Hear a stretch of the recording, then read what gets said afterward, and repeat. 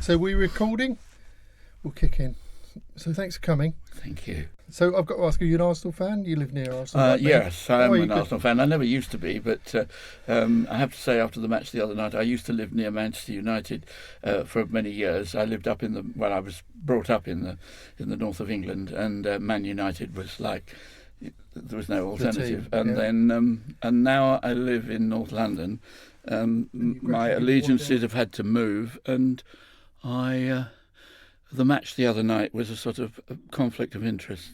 Was it? Well. Oh, so you were brought up in Manchester, so this is where occasionally my research is going to fall short. I thought you used to live in Greenwich as a kid. No, I was born in Greenwich. Oh, okay. Born in Blackheath, in Shooters Hill Road, Blackheath, back in about 1850. No, 1850. not as old as that, but about 1936, which Wow. makes me very old. That's And over 50. we moved, due to Hitler, we moved to the north of England. Oh, did you? In what year? How old were you when in you... 39, 40. Okay. 1940, yes, 1940. We moved from South London, Yep. to a little village in the north of England, to the east of Manchester, on the edge of the Peak District. So you literally moved there to get away from the bomb? Well, no, we more complicated than that, and how much detail I go into. But my father was a cartoonist. He was a political cartoonist. Oh, wow. But at the time that I'm talking about, he was, let me think, he was a commercial artist, Right. just doing sort of ads for men's tailoring and, sort of mannequin-type drawings, because photography was non-existent. It was existent, but it wasn't in the magazines very much. And that was his job. But he felt very strongly about the Munich crisis when it happened. I don't want to go too much on about the politics of Europe at that time, Sure. but the country was split over whether to appease Hitler or not. I mean, it was the Chamberlain bits of paper of that moment. And he felt that we should put up a bit of a fight. He was quite right-wing in that respect, Yeah, sure. although he wasn't really. And he did some cartoons, which my mother secretly sent to a newspaper. He said he just did them, and they were comments on the political situation. And she sent them to a newspaper now defunct called the News Chronicle, Okay. which is gone now. But and they didn't publish them, but what they did do is put them in the windows of their Fleet Street office. Very much like local newspapers put pictures of weddings and funerals and mayors opening, cutting tapes and things. My father went down to look at them and then found that there was would you believe, a punch-up going on between two people. Someone who liked them and someone who didn't like them. Opposite, About his cartoon. and about these cartoons, which were very much on the side of we should fight rather than appease Hitler. And anyway, that's a bit of a by story, but the link was that there was a man who was walking through, a journalist, and he said that he was a man called William Haley, not Bill Haley. Yeah. It really was William Haley, and he was an up and coming young journalist who just got the job, literally a few weeks earlier, of becoming the editor of the Manchester Evening News. Right. Which was associated with the Guardian newspaper when it was the Manchester Guardian.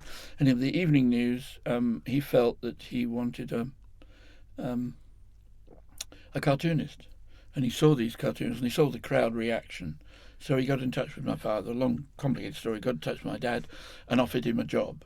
And this coincided with the beginning of the Blitz. Wow. And we weathered the Blitz for about 2 or 3 weeks. I mean, I was very young then. Do you have any memory of that or not? Very little. I remember being in an Anderson shelter in the night, and the bomb was going off, and then my mother not being worried about opening the door or not. And then one day the door opened on its own.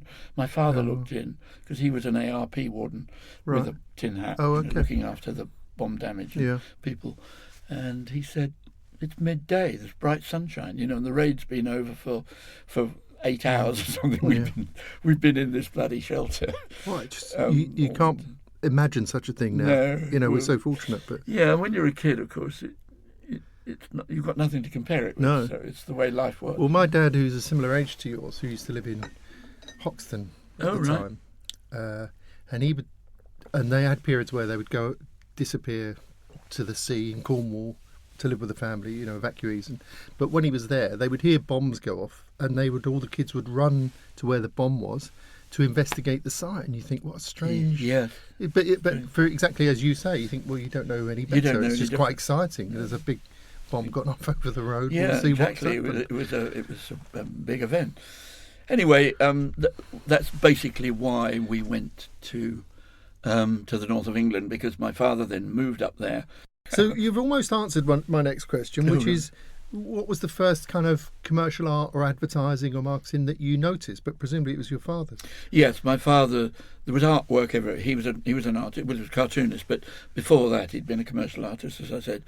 And there was artwork everywhere. And one of our bedrooms was dedicated to a studio. Right. And there was artwork everywhere, drawings, paintings, projects he had on, lots of freelance work in order to help the finances, because his salary at the newspaper wasn't huge. I've no idea what it was, but don't think it was that good. So it was all augmented by other projects. And he was passionate about heraldry.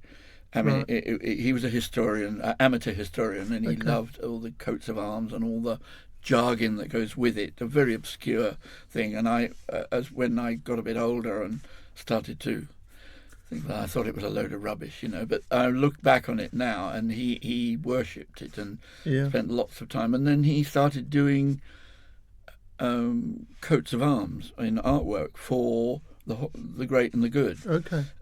He would be commissioned to do a coat of he arms. was commissioned to do that, and he'd draw up these things. And then my parents got the idea of making lampshades, would you believe? These were in the traditional cone lampshades that sat on people's desks, and he used to then paint on the lampshade coats of arms in translucent ink, so that when the light was on, they started to sell these to lots of the big stores, mainly Manchester, with Kendal Milne, which was like a Harrods of Manchester, and then Harrods itself, and lots of other stores in sort of fairly upmarket stores in other towns around Britain.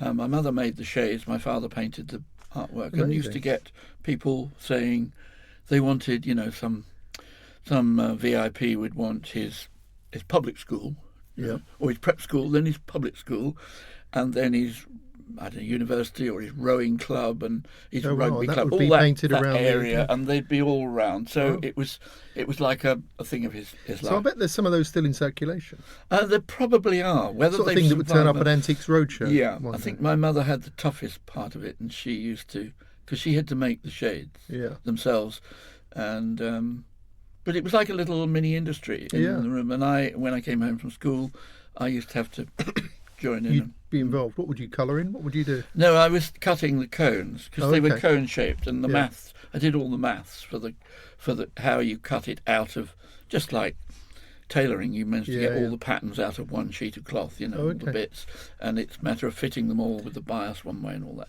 It's very much like that. So did advertising or marketing or posters or any of that kind of stuff appeal to you at the time? Did you take much notice? Or not really? Until I went to college. I mean, I was sent away to a boarding school, which I was not happy with. I went to a prep school, which was terrible. Right. I mean, it was Tom Brown's school days. It was one step up from pure Dickens, because it wasn't just the philosophy in those days. Was the tougher it was, the better you become. Better you turned out. Yeah, better of a more macho man. But also, it was that terrible period after the war when austerity really kicked in. Yeah. I mean, the fact that everybody was working for the war effort went, and suddenly the country was absolutely bankrupt. And the 1946, 7, 8 were unbelievably tough. no heating, no coal. All houses were heated by coal. Yeah. It was pre-central heating, and you couldn't get the coal. But mines had shut down. It was known as the Shinwell winter. Interesting on Radio 4, BBC 4 last night. There was a programme that they talked a lot about that winter. Mainly, first of all, about the 1963 winter, which followed. But the programme that followed that was talking about it was an exceptionally hard winter. And we were living in one room in the house. We shut the whole house down and lived in one room. Because of the heat? Just to conserve heat, We were snowed in, and it was very bad. And, of course, I was away at boarding school some of that time. And so the austerity of life in a boys' prep school in the late 40s, early 50s was augmented by the economic climate at the time. Very, very bad. And I never want to relive those days. Then I went to a public school after that, minor one up in North Wales, boarding all the time rather than weekly boarding. And that was all right. I just couldn't wait for it to end so I could start my education. Yeah. And what did you want? Did you have any idea of what you wanted to do? Something your dad did or not? Not really. I could draw. And that was the one thing. Nobody else could draw at school, but I could. And it was the one thing I hung on to, that I could do caricatures of other students and teachers, which got me lots of brownie points from being able to draw a caricature of a teacher who's particularly long and tall and thin, or short and fat, or all that sort of thing. But art wasn't on the curriculum at all. The art room was usually a cupboard under the stairs. Oh, you didn't have art as a subject? It was said art was usually taught by the PT gym teacher, who was usually ex-regimental sergeant major, who'd come out of the army and now was going to teach boys to be tough, and he got the job of doing art. Oh, yeah. Well, you need empathy and sensitivity. Yeah, and he didn't. Yeah. He hated me because I was good at it, and he couldn't draw to save his life. So it was not good. I couldn't wait for it to end. Did you go to further education after that? I went to a College of Art in Manchester. Okay. I went to the Regional College of Art in Manchester, which was when my education began. That's when it started. Not just learning and being able to draw and paint with other fellow people. I also realised I was a small fish in a big pond. Right. Instead of being the one student who could draw, and nobody else could. Suddenly, everybody could draw, and they could all draw better than me. Oh wow! And that was quite. It was good for me. So, what was that course, Roger? What did you take? I took an intermediate course to begin with. My student time at Manchester was in two halves. I went there, and for the first 3 terms, I think it was very much like a very old, almost Victorian art school, with statues of Michelangelo's David in the corner and plaster, which you drew, drawing antique as it was called, and they were trying to teach you to be presumably another Rembrandt. The chances of you earning your living as a painter was probably about half of 1% of these students was going to earn their living as an artist, as a sculptor or painter or whatever, and I just thought that's the way it was, and it was probably hadn't changed since my father had gone to Goldsmiths College in London in the 1920s. But they did have a great music scene there, like all art schools. And I got in a band and played in the band, and we used to rock it around Manchester and the other towns, enjoying ourselves too much. And I got ill. What kind of music was that? I'm just trying to think of the period. Mainly jazz. It was jazz. In those days, it was jazz. Yes. And we were quite good, really. I suppose, looking back on it now, certainly better than a lot of other student bands. Yeah. And we got, but due to the lifestyle and the schedule of staggering home at 3 a.m. and then having to go into college the next day, I got ill, and I developed primary tuberculosis, and which was very prevalent in those days anyway.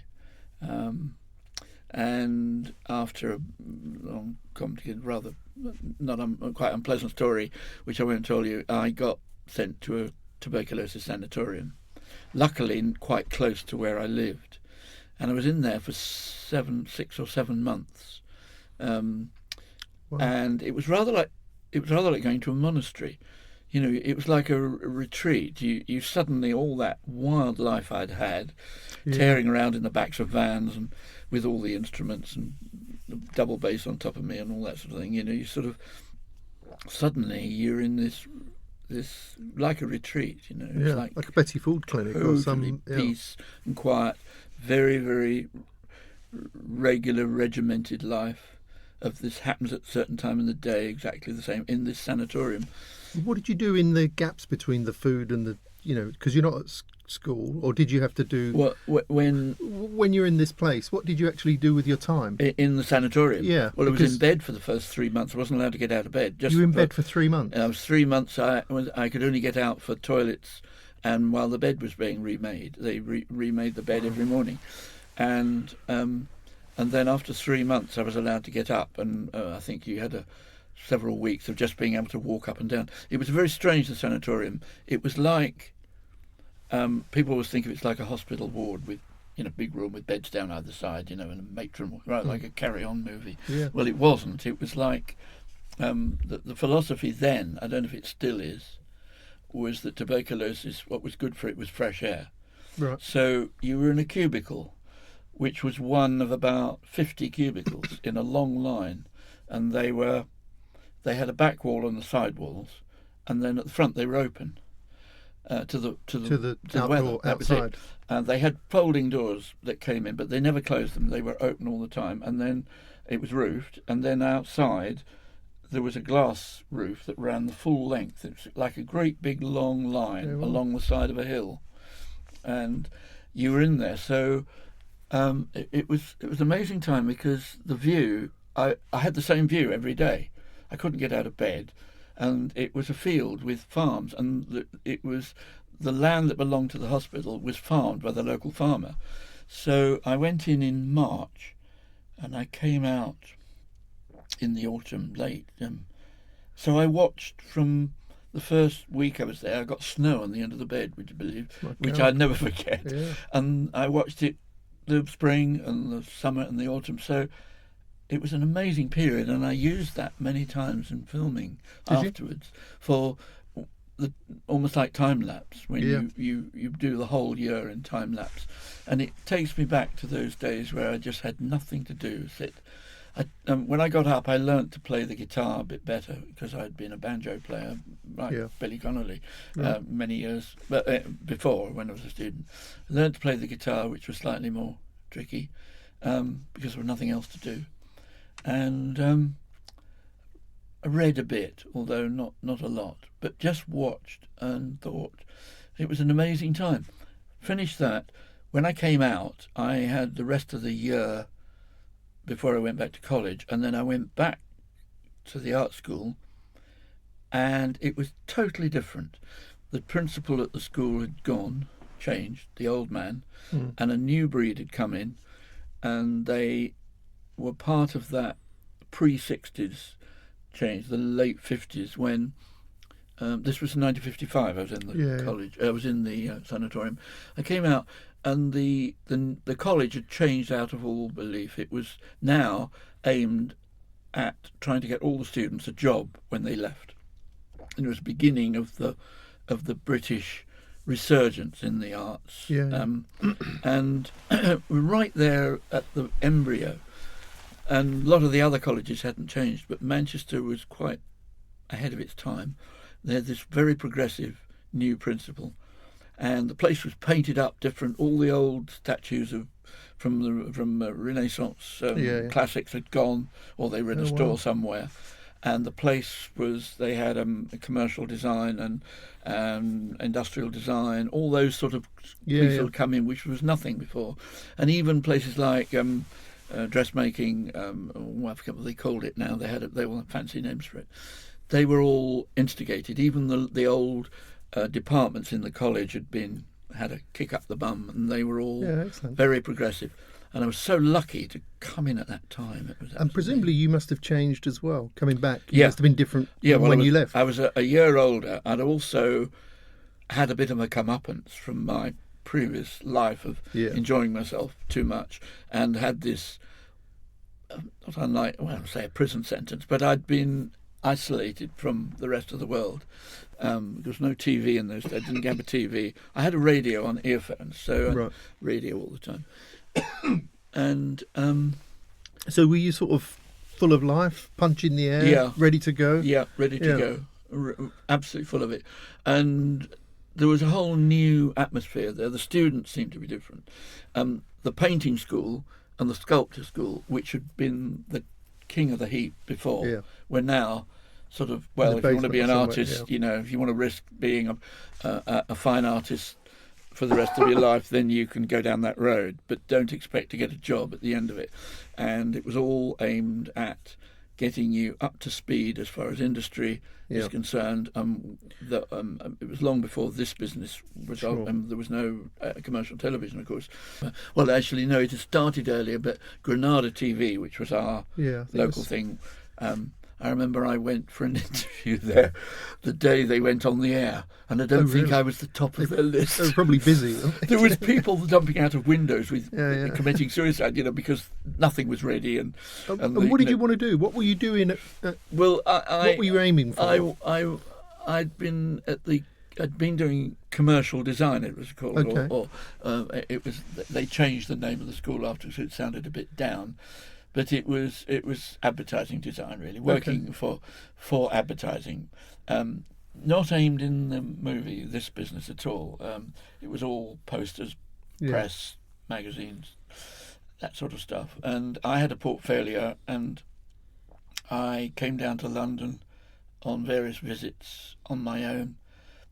I was quite lucky because I had a lot of contacts in London, because my parents, all their friends and family, well, not family, no, all their friends were still in their middle-aged to elderly, but living in the London suburbs. So I didn't have to go to a hotel or a student digs or shack up with some student friend. I could always go to one of my parents' friends. Meant commuting into London. But that was available at any time, and it was a great advantage, because lots of my northern friends were sort of having to try and rustle up cash to try and stay in a hotel that was reasonably central, which meant big money, you know.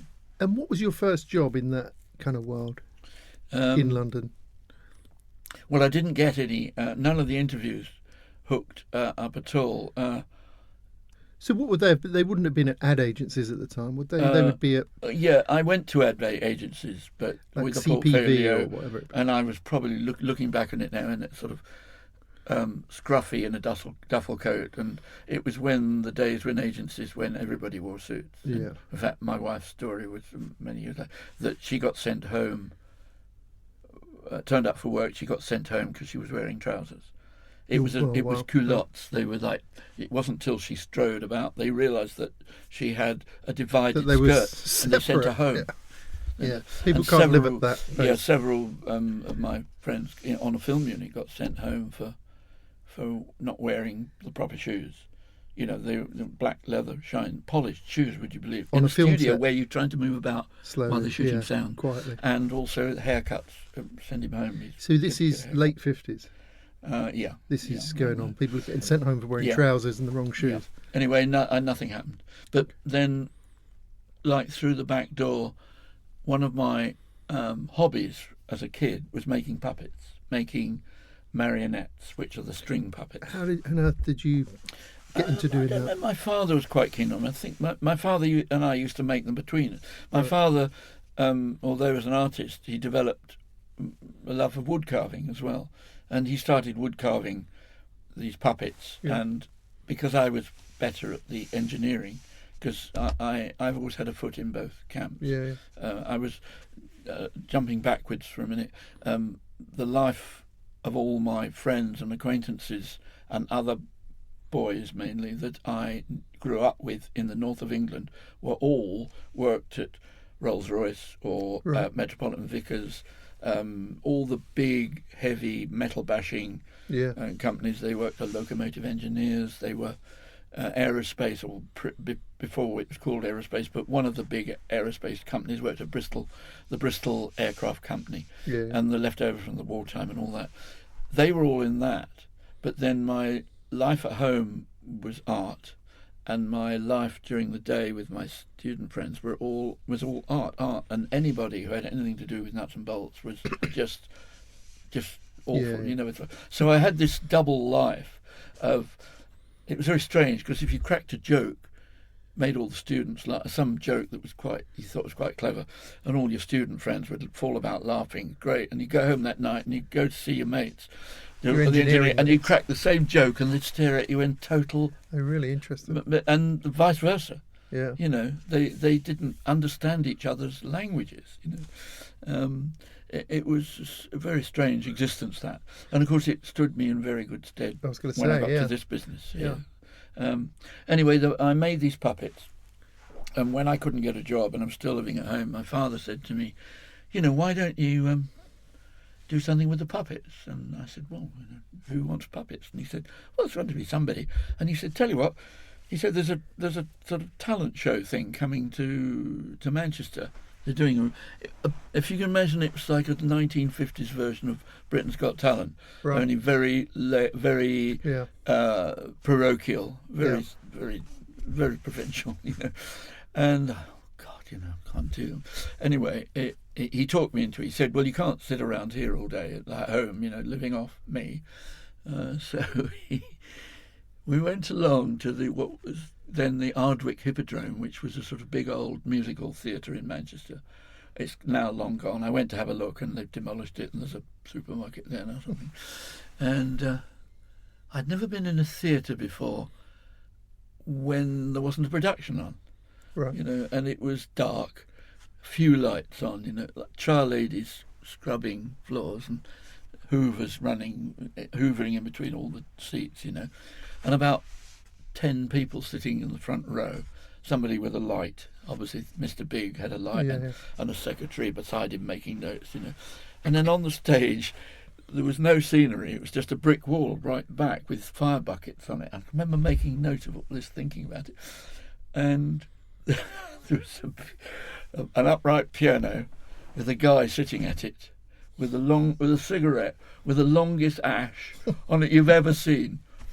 And his eyes watering from the smoke, you know, just unbelievably seedy. And then onto the stage came, you know, a Shirley Temple lookalike, a little girl, you know, with ringlets in those tubes, with her music, and she'd give it to the man, and he'd put it down, and he'd go, you know, peering at this music, and he'd go, and then she'd start, you know, I don't know, the Good Chip Lollipop or something. And she'd get about 4 bars, and the voice would say, "Thank you, next," you know. And it was brutal. It sounds awful. And you were in the queue to go on with your puppets. I was in the queue sitting there thinking, my God, you know, with my father. And my dad made sure I turned up, you see. And I thought, this is awful. God almighty. And it's the first, and every casting session I've ever done in my career as a director. Yeah, brilliant. You've been aware of that. There's been that recollection of that. Yeah. And sometimes the desperation in somebody who desperately needs the work, but they're hopeless. You know? Yeah. And this voice would say, "Thank you, next," and then the next one would come on, and they'd be almost the same. And they were either little girls, all trying to be Shirley Temple. Sort of, there was a what's the actress called? There was a child star at that time who used to play Violet Elizabeth on the radio in the William. Right, just William. Not Bonnie. Bonnie Langford. Bonnie Langford was she was on the radio a lot, and she's been in a few films, but she grew up. But she was a child star. They were all like clones of her. Okay. It's rather like everybody wants to be. I don't know. Nowadays, all black guys want to be just like a famous rapper, you know. Yeah, Kanye ever. All just clones of the same thing. And then the boys were all dressed like little bellboys that used to work the lifts in posh hotels. Yeah. You know, the buttons down the front and a little round hat with a button on the top. Oh, who were they trying to be? I don't know. They were, I think they were sort of Mickey Rooney or some of those stars from the 40s.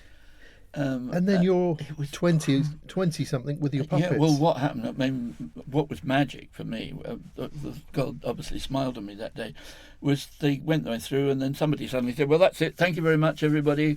Thank you. We'll call you. We'll let you know," which was the classic thing. And I thought, oh, thank God for that. Oh, they'd forgotten me. Being a W, Woodburn, down the end. You're right at the end. Fell off the end of the list. You know. And my dad, to astonishment, stood up and said, "Excuse me." I went, and of course everybody was leaving. So when it came to look at the puppets, which we had all in these tube things that you keep them in, keep the strings all tight. Yeah.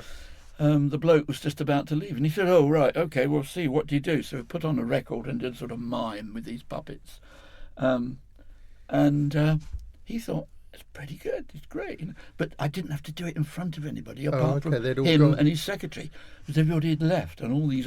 The other thing I have to remember to mention, which I always think is wonderful, was that as he would say, "Thank you. Next, there'll be everyone had an irate mother." Yeah. Would jump up.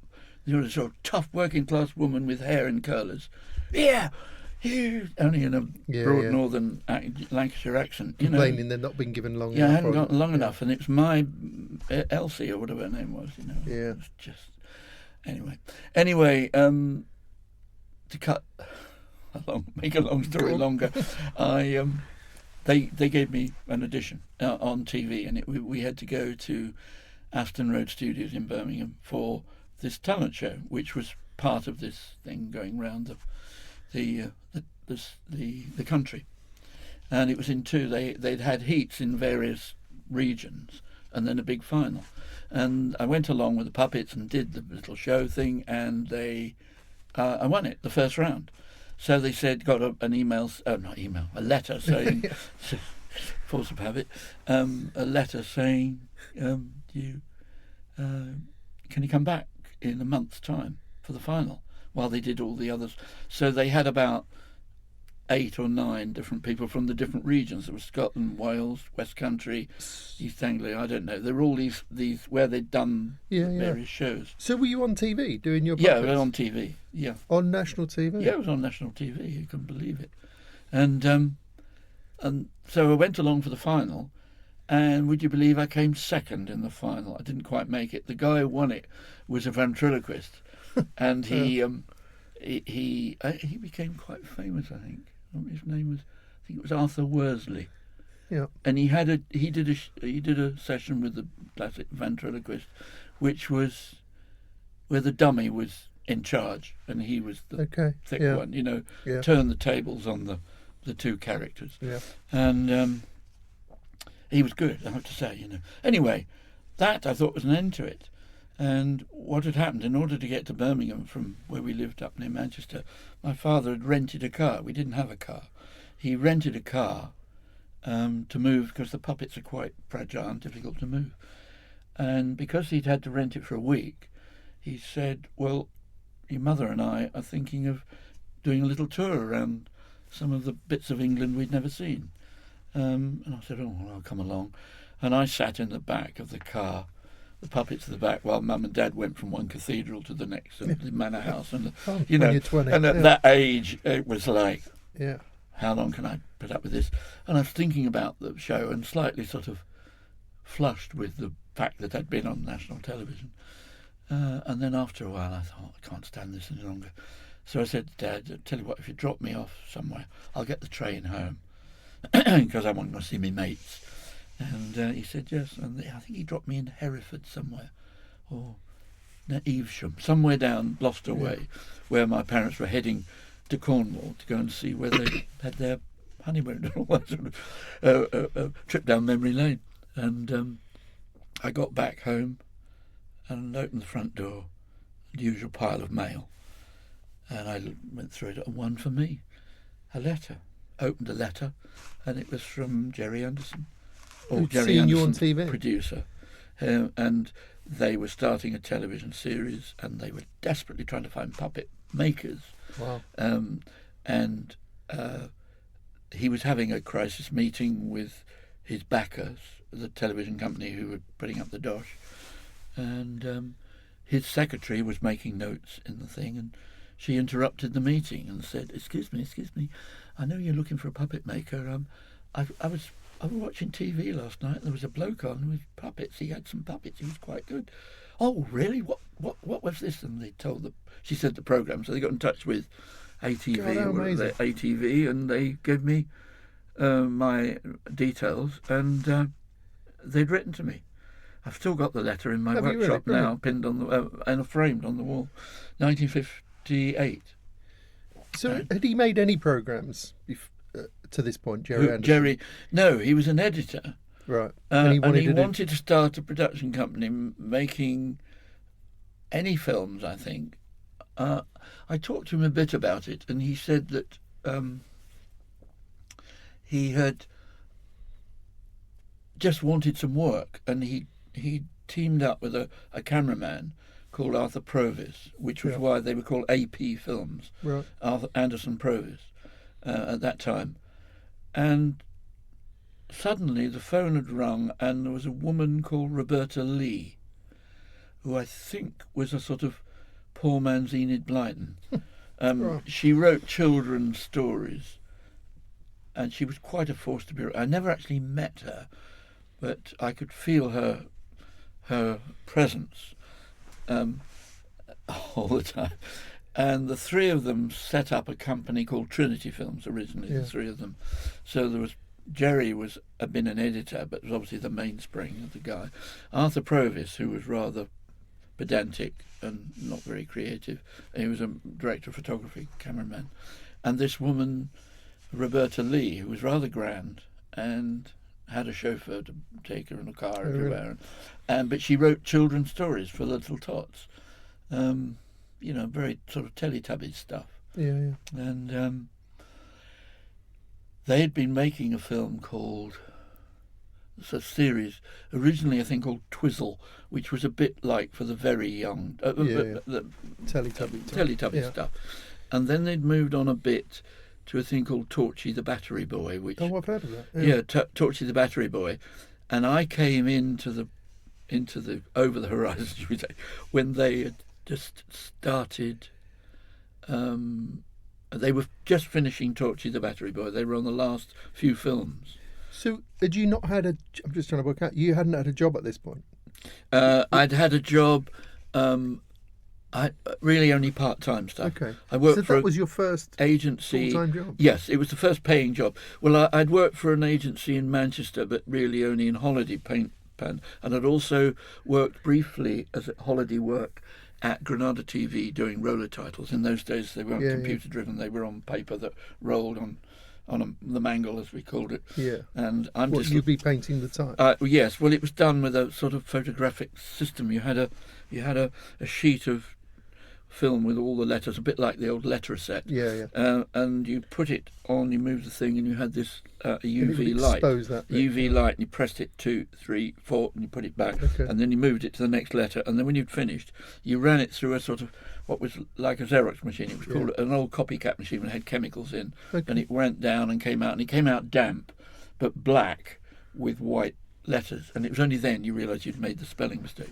Right. And I got fired because I'm dyslexic anyway, so doing roller titles. Yeah, not the there was an ideal actor job. called, Pakistani actor or Indian actor called Zia Mohedin. And I didn't know, Zia Mohedin, we used to call it. And I spelt his name wrong, and he threatened to sue the TV company, and I got the job. And that was my only experience. Wow. But by the time with Gerry, they gave me the job. And what happened was they wanted to start a new series called Four Feather Falls without Roberta. Right. So they were trying to find ways of extricating themselves from her. And they had a contract with her for Torchy.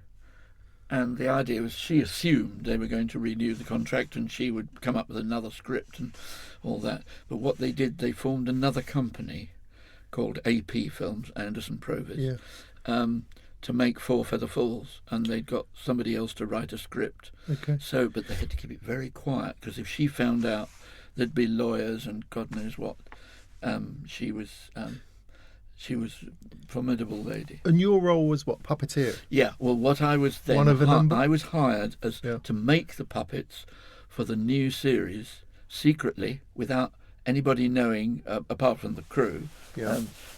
And out of completely away, so Roberta wasn't going to find out, so that when they finished Torchy, they could go within 2 weeks. They could go straight into production on a pilot film for the new thing, which was a Western puppets with Western thing. And I was, it was in this. We worked in this old Gothic house in Maidenhead near Bolter's Lock. In Maidenhead, I don't know if you know that part of. I don't, but I saw it in the documentary Super Mario Nation, which looks amazing. Yes, and I'd come down from the north of England, this sort of North Country boy, a bit of a hick, and they said, "Well, have you got anywhere to stay?" And I said, "No, you know." And they said, "Oh, we'll fix you up with a room upstairs," and the ground floor was the studio, which was the old ballroom, I think, from the house, because it was a sort of built by an eccentric American millionaire in about 1900. And then on the next floor up, there were offices and cutting rooms. And then above that, there were just little empty bedrooms, which had been servants' quarters, presumably when the house was built. Anyway, I got one of these rooms. It was so you lived at work? Tiny, yeah. It was.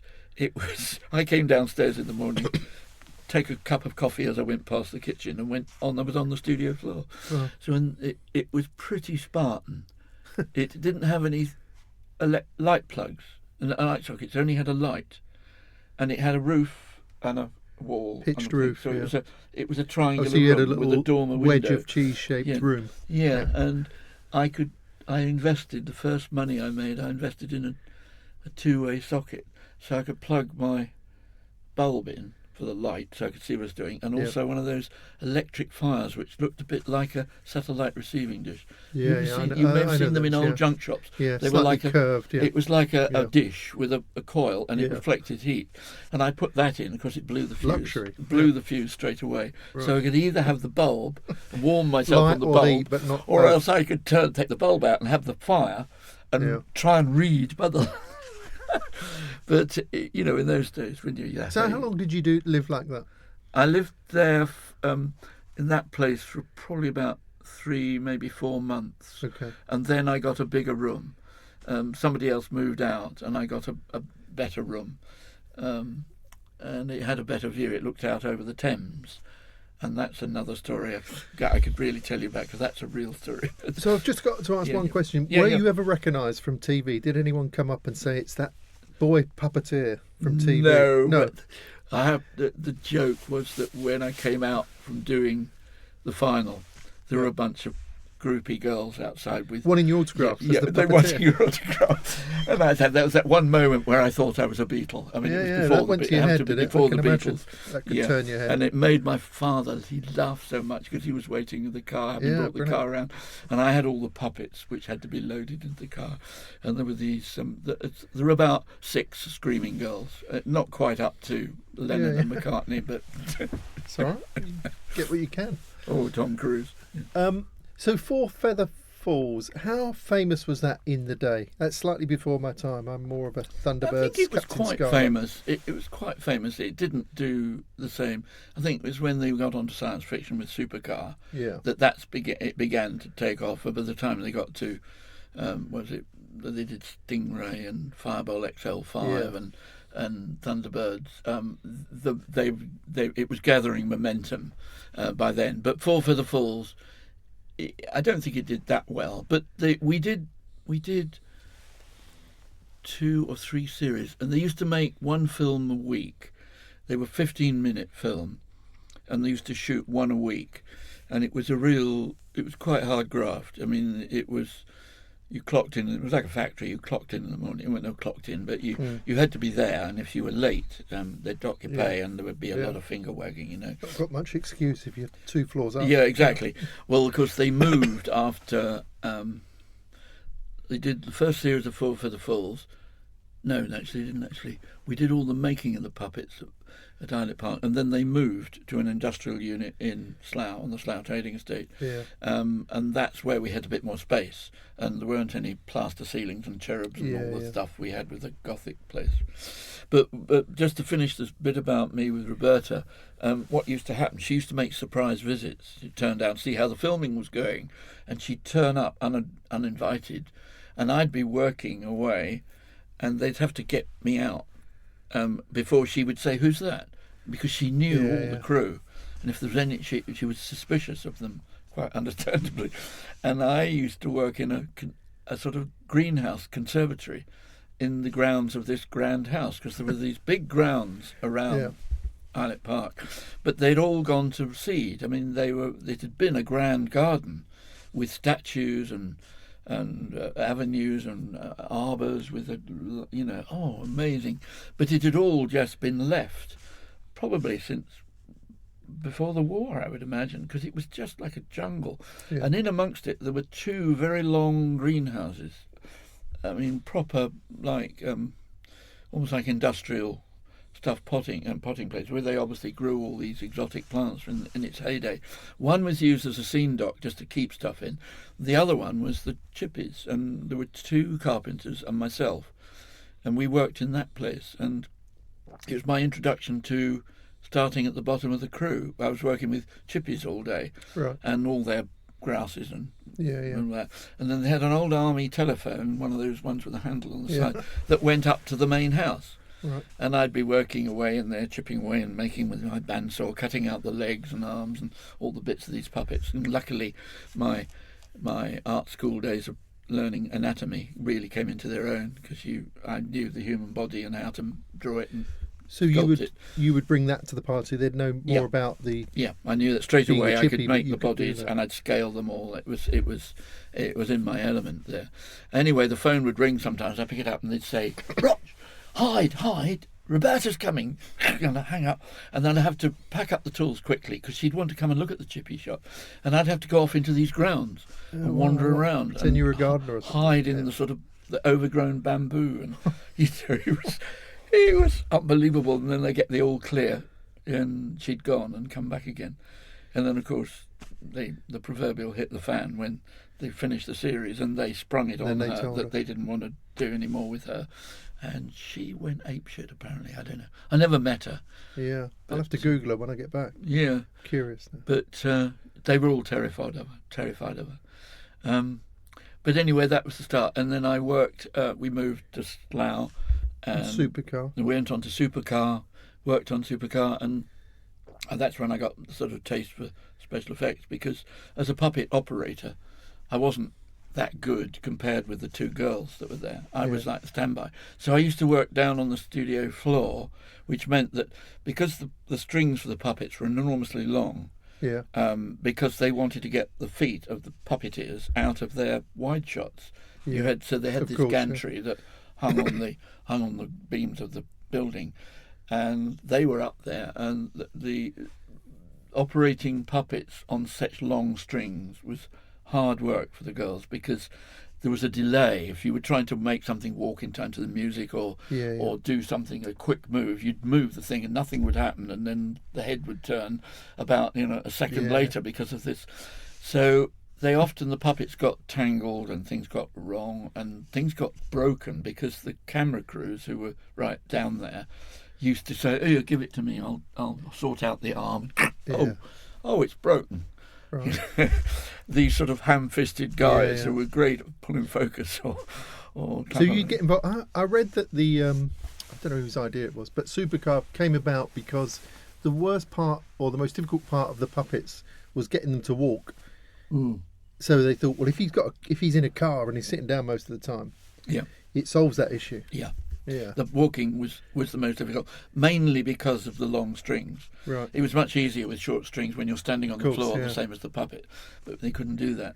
And I did a lot of experimenting by putting lead weights into the shoulders and finding that it was to do with what I'm being too technical here, but resonance. You get a resonance where it's rather like your washing machine when it spins. There's a certain speed where the thing tries to destroy itself, but it goes through it. Right. And if we found that when they walked, if you made them walk quicker or slower, you didn't have that resonance when the puppet started to swing about. Yeah. And I did a lot of brought a bit of science to the problem, whereas the girls just didn't want to know. They came from a different background. So in retrospect, even at this point, you've done working with type, you're in a band, so you know a bit about music. You've done bit of carpentry and making puppets and body. You studied the body.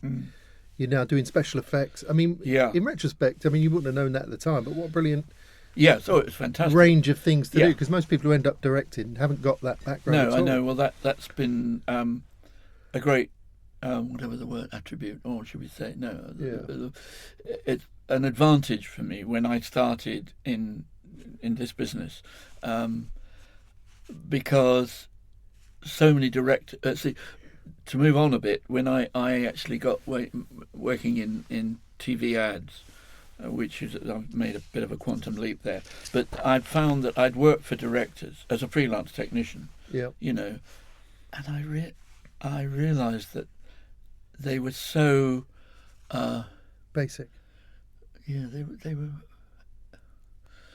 I think I've had a word to describe it. I couldn't think. What happened was, many years later, Ridley Scott said to me, "Do you want to direct?" Because I was working for him as a director of photography, as a freelance one, not all the time, but on certain jobs. And he came to me one evening, and after we'd finished shooting, and said he wanted to go and make a feature, and he wants somebody to keep his company going. And he approached several other guys, mainly Peter Webb, who also were there. Would I like to direct? And I was sort of, never crossed my mind that anybody would ever say that, and it was an amazing moment. And I said, give me a few days to think about it, because I was making good money as a director of photography. Suddenly, if I was going to direct, I knew that cash was going to go right down, because no agency is going to trust me with the script when I didn't have a track record at all. I was known for being a sort of nuts and bolts man by a lot of the agencies, because they'd worked with me in various different production companies, because I was all over. So what year is this? So this let me drag you to the chronology. So is this? So you leave Gerry Anderson? Yeah, I better go back to the proper chronology. Yeah. So you leave Gerry Anderson. Is that when you set up Valley Films? 65. No. After I left Gerry, there again, I tried to get a job. After the second series of Supercar, I was getting very frustrated because of the working in Slough, very limited. The work was repetitive, same thing. I'd learnt an awful lot about the thing. Because I was working on the studio floor, down with the puppets below, I was next to the camera crew. Right. And I pumped them for all the technical stuff of cameras and how they worked, and why did it have a funny this on the top, and why is there a lamp there, and why do you do this?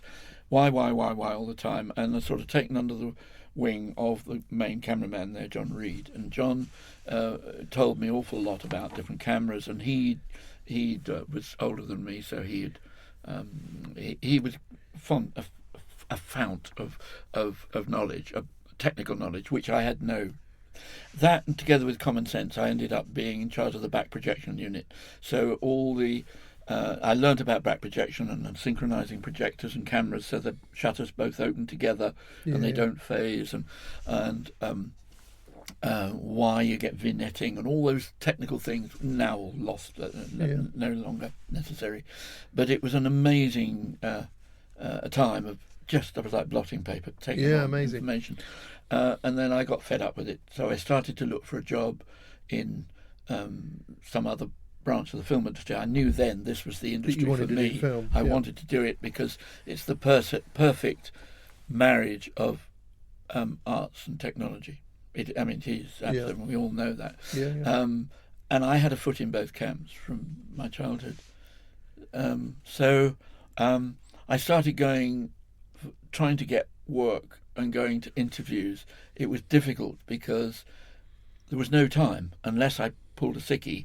Yeah. I couldn't get, and I was out in Slough, Yeah. and all this business was in Soho. Yeah. And now at least there's been a bit of a diaspora now, but and then it was all absolutely Soho, and I had to keep trying to take time off and nip up to London and go for an interview here and an interview there, and didn't get lucky. I was beginning to get a bit depressed about it, and they stopped production, and I had to go back and live in the north because I couldn't afford to live in the south. I hadn't got enough savings. Went back to my parents' house, and then they started up again, so I came back. They kindly gave me another job.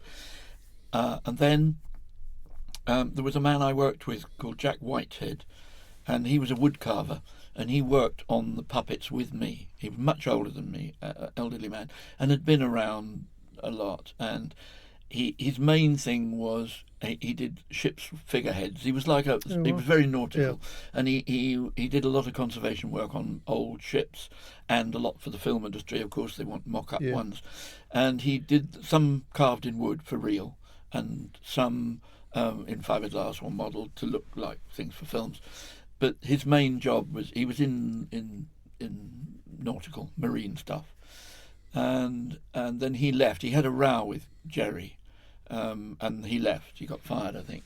And a couple of months went by, and then he phoned me up one day and said, "I'm working for this little animation company in Soho, and I've got the chance of sailing on a schooner around the world, and it's a chance that comes once in a lifetime, and I want to do it." And he was a very he was a Rolling Stone, really. I mean, he didn't have roots at all. Yeah. And he said, "Do you want my job? Because they're looking for somebody to fill my shoes." And I said I'd look around, and I thought I knew somebody because I'd got to know him very well at Gerry's. Oh my God! Yes, I'll go for the interview. And the irony is that day I got the offer of another job at the same time.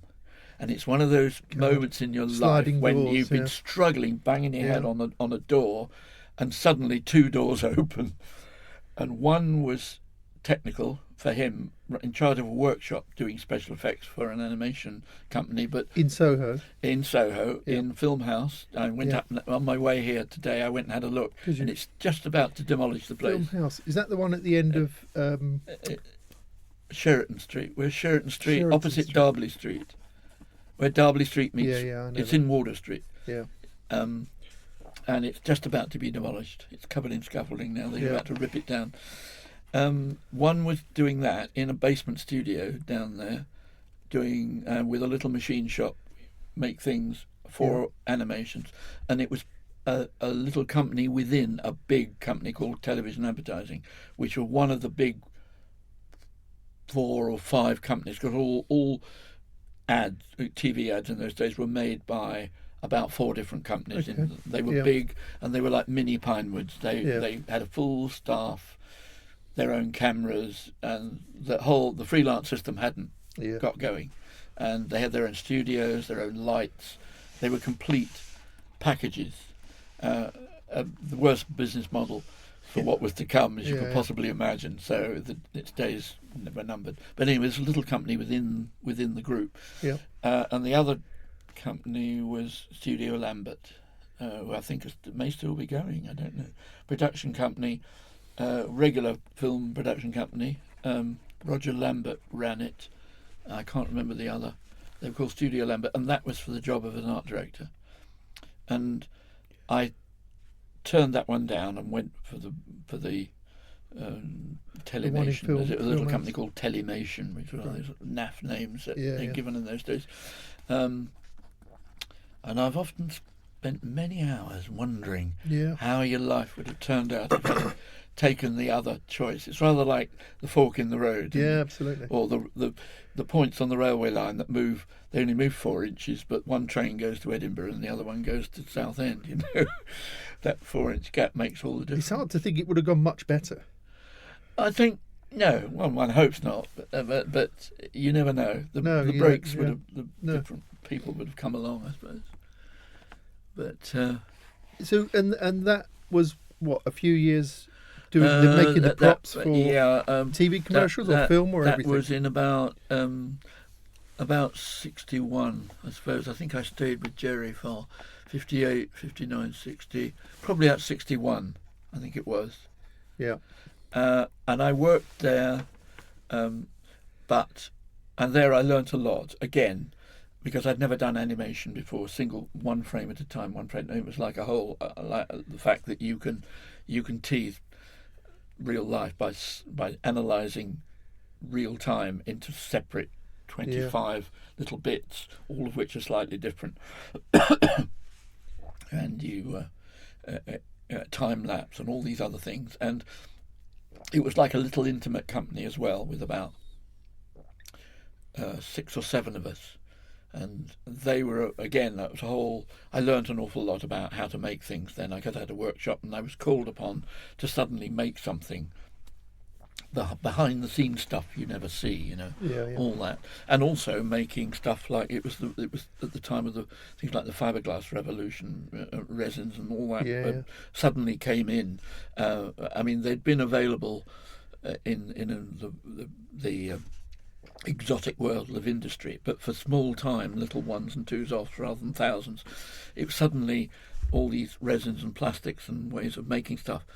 So you got to understand became that available, too, yes, and animation, and a lot of more, lots of experimenting. More, and the great thing was that I used to go back at night. When they wrapped, I used to go into the pub and wait, and then I'd go back in because I had keys to the building, and I used to go back into the studio at night and work through the night, trying out ideas, and sadly, I had a reel of old 35mm film of stuff, of ideas I'd tried, all sorts of experimental ways of filming. And many years later, at Park Village, it was on a shelf, and the editor threw it out in a big clear out. He was the editor said, "With this place is full of junk material," and he used to look at, throw it away. What is it? And it got thrown. And it was, I never forgave him. I hate hearing stories. Never forgave him because it and they were only prints, so the neg had all got lost, but the prints were still available, joined with sellotape, of course. But I could have digitised it now, and it would have been fantastic. Yeah. But it was an amazingly creative period, and because I used to be able to tack the processing on the end, because in TVA, the main company which we were part of, they had thousands of feet of film going through the labs every day. So you could just put your tests through. I used to put my 50 50-foot, which was like a bit of animation tacked on the end, but then have to go in very early in the morning to cut it off the end of the rushes before somebody found it, and then secretly later try and view it on a moviola if I could found an editor who was sympathetic and wasn't frantically busy. I'd say, "Can I just have a look at this on the moviola or the Steenbeck machine?"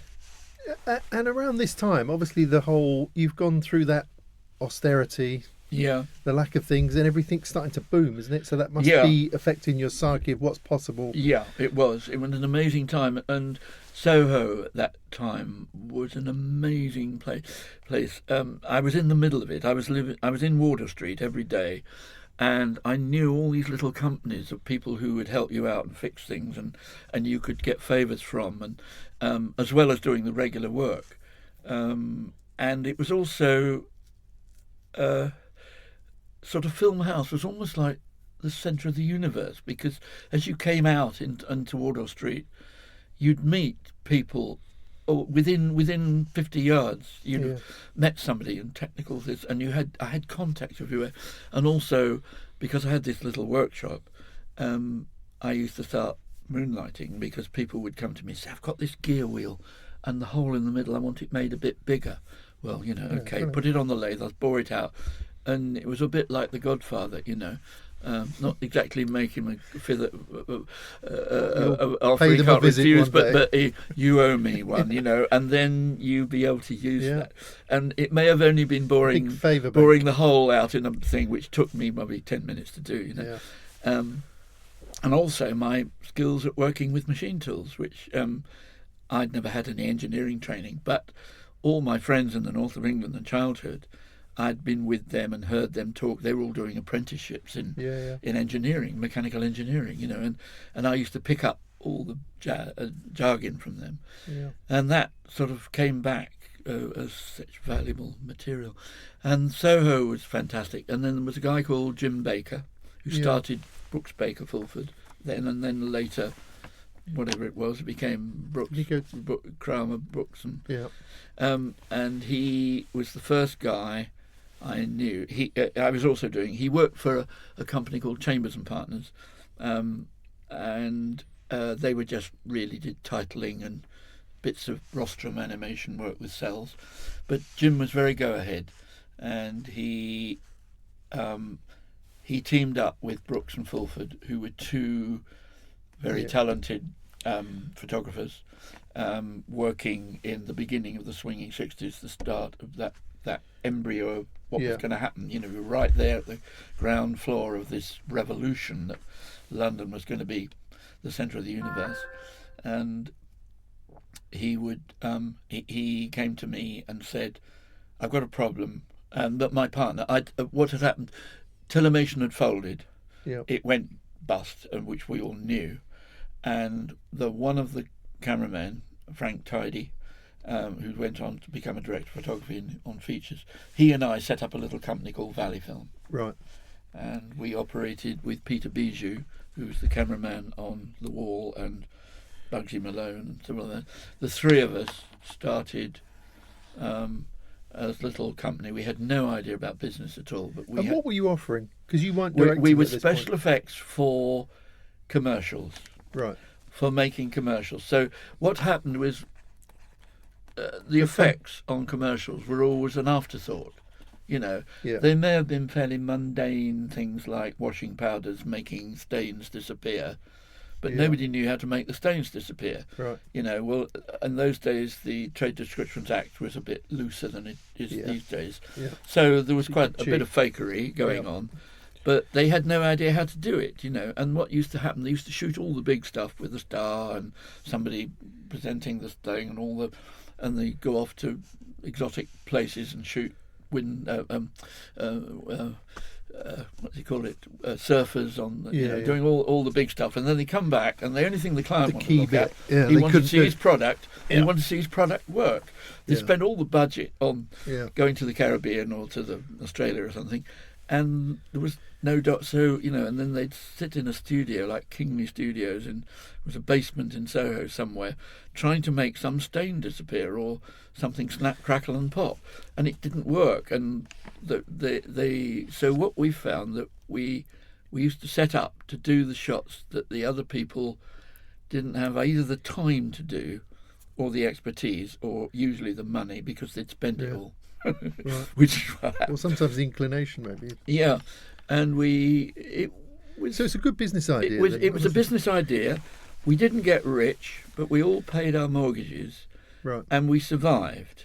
We didn't make vast profits. In fact, the first job we ever did, we worked for 14 days and made £16 each. Wow. Because we had no idea how much to charge, how to budget, and we kept on forgetting things, because we hadn't put in the fact, of course, the labs need paid, and we'd been so used to scrounging things in the past. Yeah. But we did scrounge the cameras. You see, we didn't own a camera, and Samuelson's there was no camera rental, so you had to borrow cameras through the back door. People slip it out the back door at night. We'd work the weekend with the camera and get it back in. As if it had never been gone. Yeah, and lots of cameras were left in the studios overnight, set on a setup for a 2 or 3 day shoot. Well, that camera will go out that night to another place of ours and shoot half a commercial and go back and be back on its tripod exactly at the position it was for when the crew come in the next morning. So what kind of commercials were you doing then? Like washing powder commercials, or what kind of agencies? Yeah, it was washing powder. The big agencies, McCann, Benson's. I'm just thinking who would have been. All the agencies, all the big. J. Walter T, Foot Conan Belding, Macius, Wynne Williams. I'm trying to remember them all now. The various. What was it? Somebody said when Macius. Was the famous line? Somebody said 2 agencies. One was wobbling. Oh, I know what you mean. Is this the thing where it said it's like being lifted off the It was said, Titanic in the the Hindenburg. Hindenburg going to rescue the Titanic. Yeah, it's been airlifted off the Titanic by the Hindenburg. Yes, exactly. Yes, it summed it up. Chris I mean, Wilkinson. and they were incredibly inefficient. I mean, I think the idea of they were run like banks. It was like when you went there, it was like going to a bank boardroom. You know, Yeah. everybody was suited, and there was a pecking order, and oh golly, yeah. So obviously Frank Tidy went on to be a very famous cameraman. And what about Peter Bijou? Peter, he's still around. Peter, I haven't seen him for a long time because he's become a recluse, total recluse. Okay. So I mean, I like to think Howard Hughes, not quite Howard Hughes, but he, as far as I know, he's still alive. And the last time I saw him, we went to see the film Gravity together down in Lambeth at the the IMAX wraparound with Brian Harding, which was another old producer friend of mine, who used to work at Perkins and Partners. And he was a cameraman too, was he? No, Brian was a producer. Peter was Peter was a cameraman. Yeah, he went on to be a cameraman, but he was junior. He was much younger than us. And he was my assistant originally at Telemation, the little animation place. So that's where we all met and started. And so Frank's died now, so is his missus. And we sort of went our separate ways later because he started to get work as a feature film. But we were still running this little company, and it was quite tough for me because I didn't want to stand in his way. But suddenly I found myself being the sole source of income, and it was hard, very hard work, trying to pay the rent on the studio. And where was the studio? Just a bank loan in Soho, presumably. The first one we had was in Stephen Street, which is a turning off Tottenham Court Road. As you go from the crossroads of things, as you go up, it's on the left. There's like an archway. You go in under a building. Right. There's like a big building with a doorway, an archway. The road goes in through to Gressy Buildings. It goes through to Rathbone Place in the end. It's is there a recording sound studio called Saunders and Gordon? They still it going? Rings a bell. I don't know whether they Saunders and Gordon, the rival of this place. And they were on the corner now. Well, our studio was on the opposite corner, an identical building. They were like bookends, but that's gone now. They've knocked it down, and EMI built a huge block there. And how long did that go, Valley Films? How long were you doing the Stephen Street, we were there for 3.5 years, and then we moved up to Primrose Hill, and everybody thought, you're mad. You know, there were sheep and cows and things up in Primrose Hill. They thought anything out of Soho, crossing Oxford Street was pretty revolutionary. But when you moved to Camden Town, they thought, I had an agency in Primrose Hill. You weren't in Egbert Street, just off Chalcott Road. There's a Chalcott Road. There was a mews that you could drive in and out. Yes, that's right. Is that where you were? Chalcott Mews. Chalcott Mews. Yes, we were at the modern end of it. You know, they were like old buildings. Come out, there was a gate, and there was like a 60s bit that went over the thing. That was our bit. That was our seat at the top floor. God. But we had the roof above, the flat roof. We used to shoot on the roof quite a lot. Oh, wow. It was a health and safety nightmare, but in those days nobody cared. You know, we used to build sets for daylight. So that lighting. Is about 1967, 8. So when everything was in Soho, that must have been like Norfolk. Yeah. And we kept that going until the lease ran out. Well, no, we sold the lease at the end. I think there was about 6 years left on the lease, and somebody took it over from us. It was not a very good deal, but because the lease was so short, we couldn't really do it. But by that time, Frank were in Canada and shooting on feature films and all over, and I, by then, was starting to work for Ridley. I was going to say because that. I was a freelance technician, originally doing effects, and there again, being a freelance technician, working for other directors and other cameramen was another amazing learning curve. I mean, I took on so much information because people would come to me with a film which had a hole in it, and they said, can you shoot something that fills this hole? And but it had to look seamless. Yeah. Therefore, you'd look at somebody's lighting, the other scenes, So you'd have to- the big stuff, the expensive stuff, and say, well, how did he do that? My scene, and you'd start to really analyse how the cameraman had done it, and where he'd put his lights, or the style of lighting, or maybe it was meant to look like a 1950s carry-on movie. It was lit that way, and if it was high style cosmetics stuff.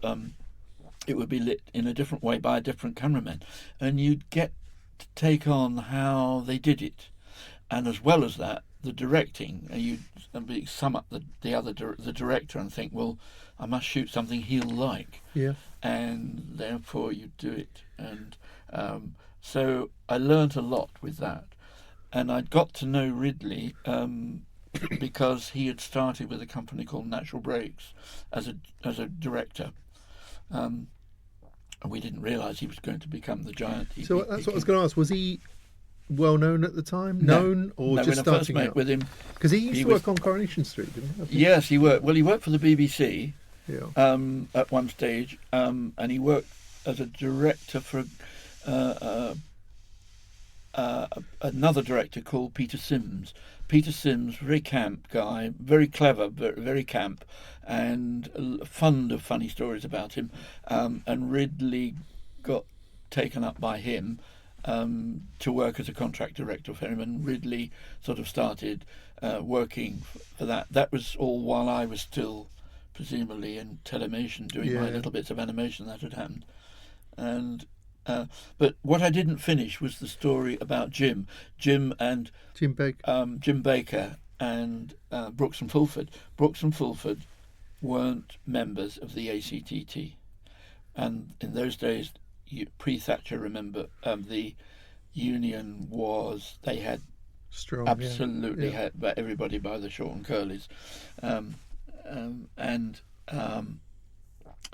they couldn't work. I mean, they could risk it, but if you bucked the system, you couldn't get your film processed. You go to the labs that night with your roll of negative, and they'd check it out. The man in the labs would check it out, because that was the trump card they held the whole industry to ransom, because you couldn't get your film processed if you digressed. So how would the man in the lab know? Would he have a list, or would he? Yes, he'd probably be told by the union, because So the they would be labs sent- were the strongholds of the union. Everybody worked in the labs as a union member, and they would check on you. Well, they wouldn't check on you, but the union, if they felt there was a problem, would tip the labs, all the laboratories off. It'd send something out. You couldn't do it. There was no way through.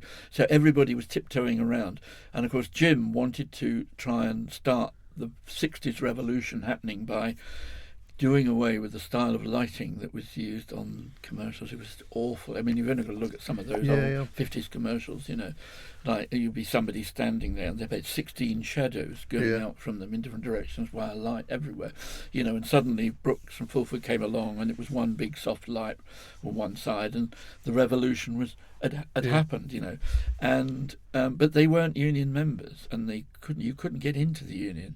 I mean, I tried for years to get in, and Gerry covered for me, because you had to be either your mum or your dad had to work in the industry, or it was a backhander. My wife had found that, because she worked as a props lady for a long time, and she couldn't get in, and she was offered for £100, and £100 was quite a lot of money then. That they get her a ticket. It was so corrupt. It was pure Al Capone in Chicago, and I mean, it was awful. So Jim wanted to do it. So what would happen? Frank and I would be ghosts. We would be the ones who were. So if the tip-off that the union were coming down to check on the shoot when we were shooting, Bob would go in the toilet, and I'd pretend to be the director. And the same with Len Fulford. It didn't happen often. It only happened on 3 occasions that I can remember, and once with John Webster, because John Webster was the main guy from Boats from See Me, and did lots of work with me. With you. And he directed a few commercials. He gave up in the end because he didn't really like it. He wanted to be sort of sit back and watch somebody else do the work, just be the ideas man, which he was very good at. But he said, I got a call from Mike Stones once. Said, "Rog, get in your car, get down here." And I think it was Pinewood or somewhere down west, Halliford Studios. And I had this scatterbrain drive at 60 miles, 100 miles an hour down to be in the studio because they were expecting the union. And John was in the toilet or upstairs in the production office pretending to be a... And what year would this be? It was in the 70s, that was, I think. So even in the 70s, John Webster wasn't allowed to direct his own commercial? Well, he wasn't a union member, that was it, you know. God, how was that? I mean, it just seems It is inconceivable unbelievable. now, The union weren't interested in the advertising side and the 60s revolution. I mean, they were still holding on, you know, at places like Pinewood. And obviously Brooks and Fulford were both photographers. Both photographers. Very good photographers. Very good photographers. And they just couldn't break into the commercial. Well, they did break in. They did eventually. They did it. But that's another story again, which I can ramble on about. It was interesting, the two of them, because Bob made the transition to film reasonably easily. A few hiccups on the way. But I always maintain Len never did. I mean, probably if Len's relations or family, his editor son, hears this broadcast, he might disagree. So I'm saying this with a certain pinch of salt. But having worked with Len was a wonderful man and very, very creative. Yeah. But he never really was happy with film. His films were really a series of stills. Right. Dissolved together with some music, and they worked well. Yeah. But he never really moved into the cut and thrust of the pace of a film that has a rise and fall and stops and goes and then knocks you between the eyes or drifts off, which Bob made quite a good stab at.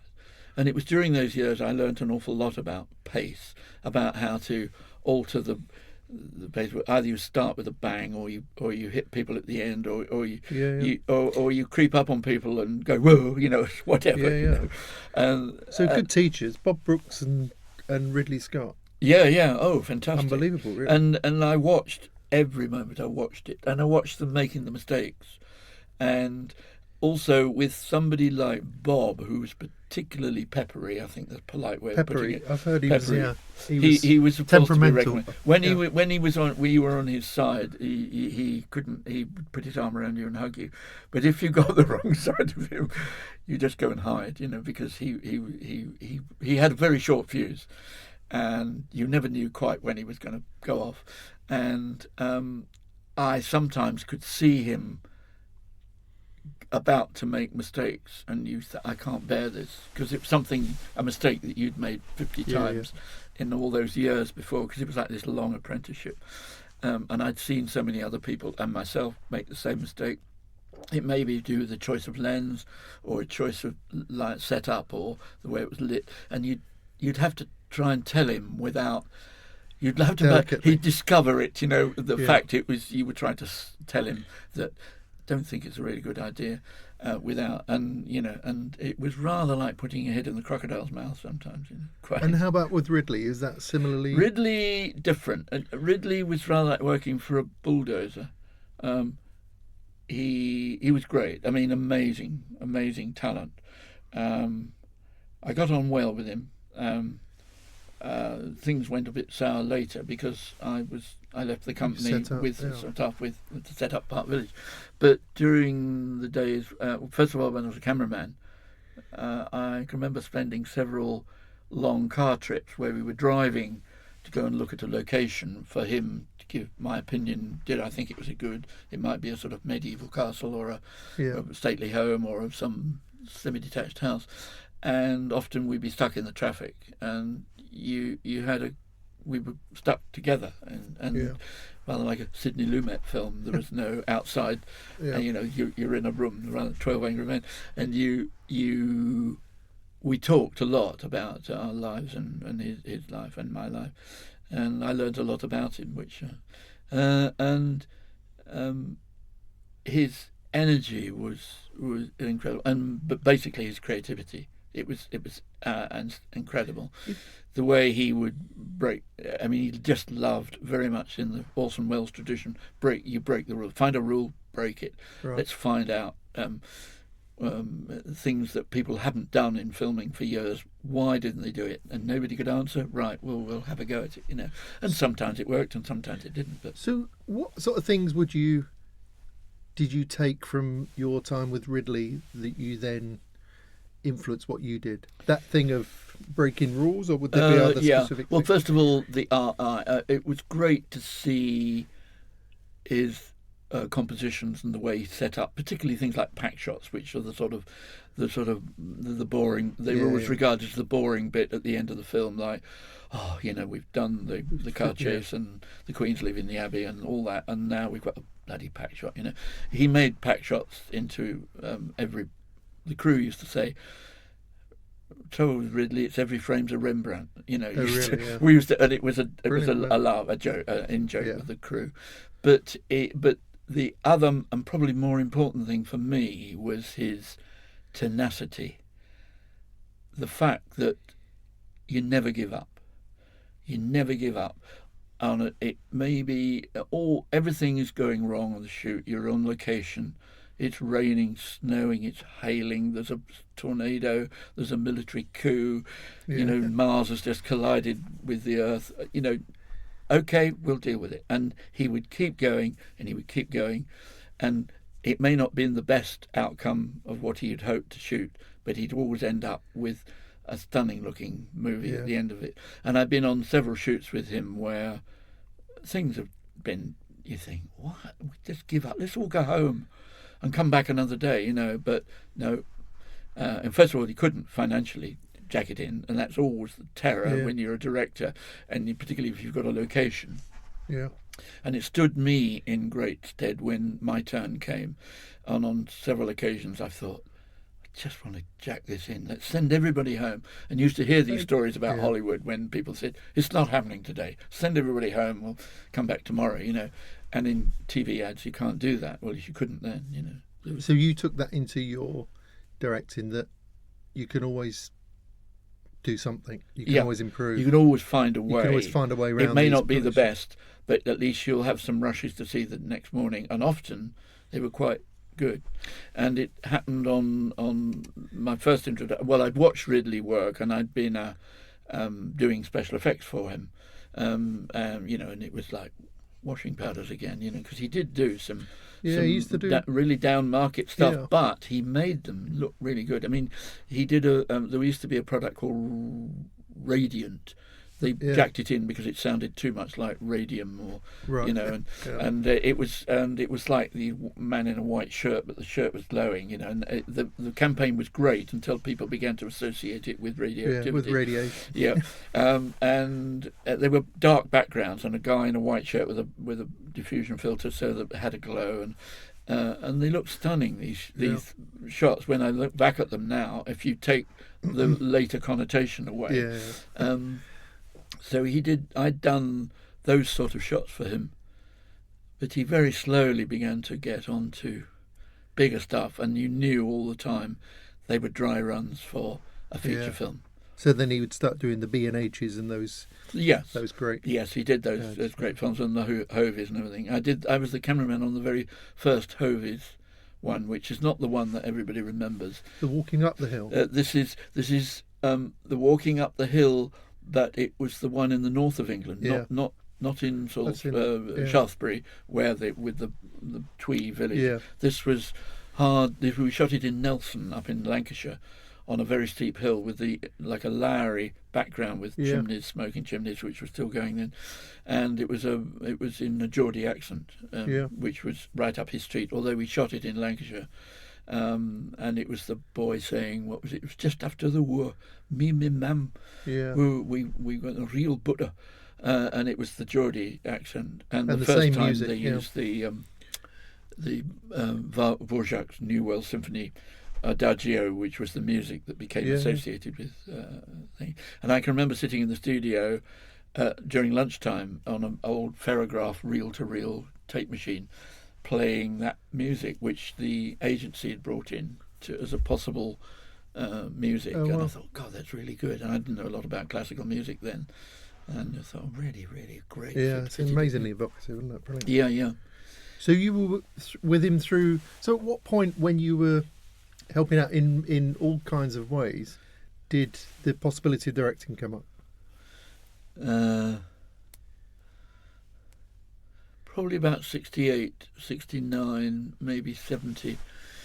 It's very difficult. I would have to check my diary. I should have done that before. That's I came okay. in. Sorry, I can't remember the exact time, but we were shooting in his little his studio in Lexington Street. Well, his office in Lexington Street. They had a film store upstairs on the top floor, but also a little studio for doing pack shots.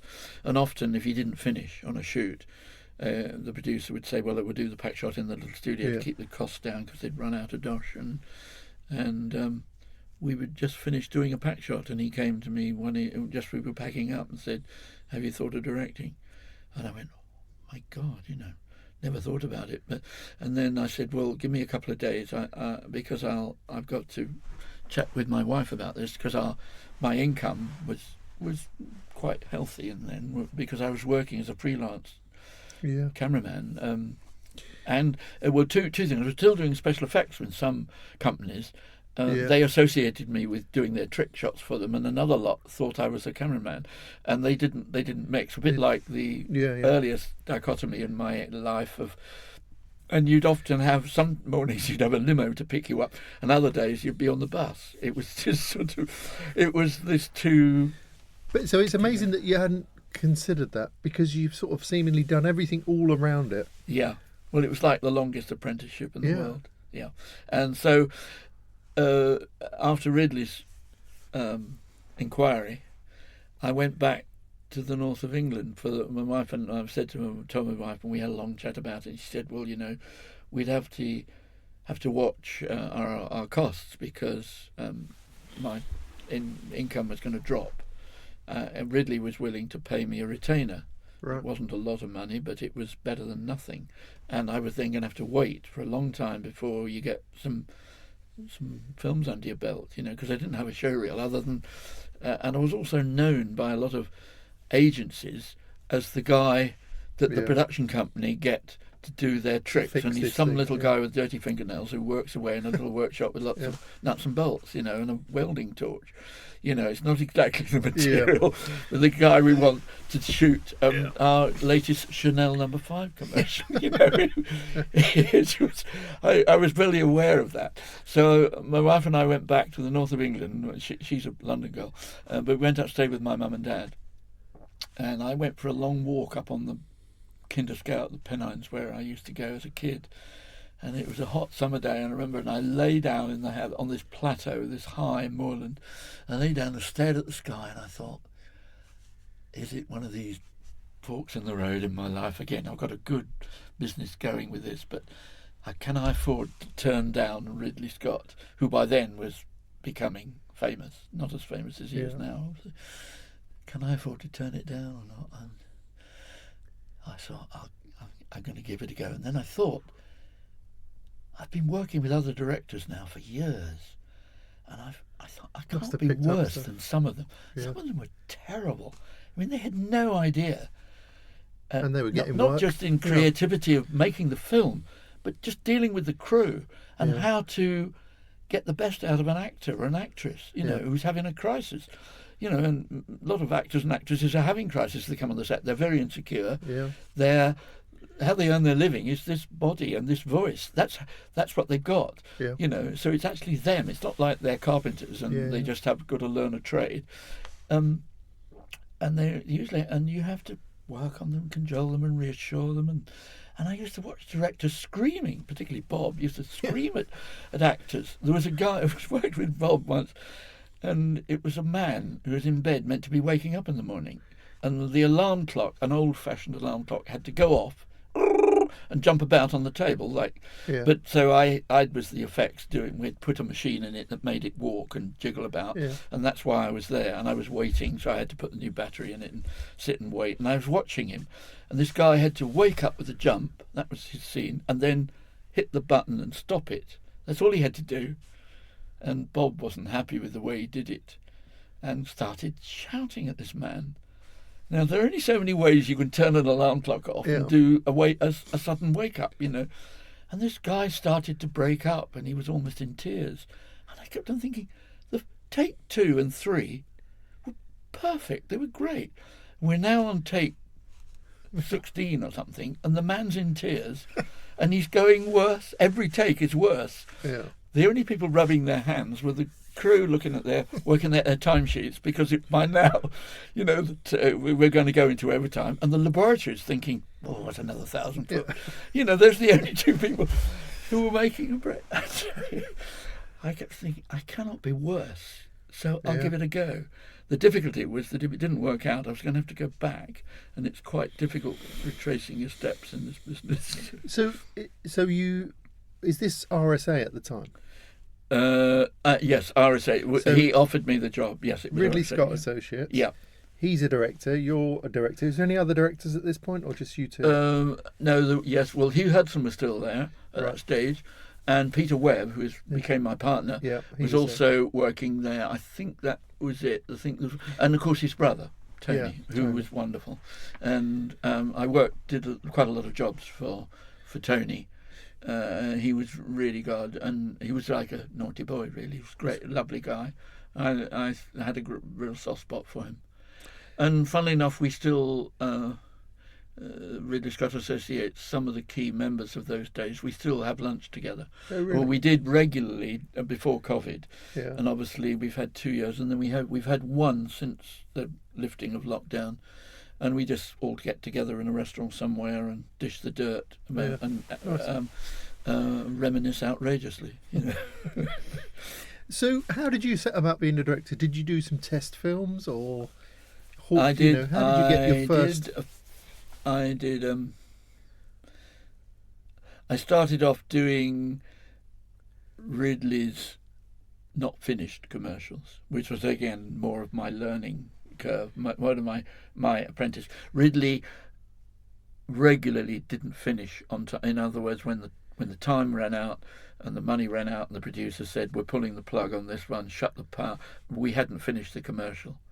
And Ridley, because he had spent so long trying to get something right, he would have gone over budget.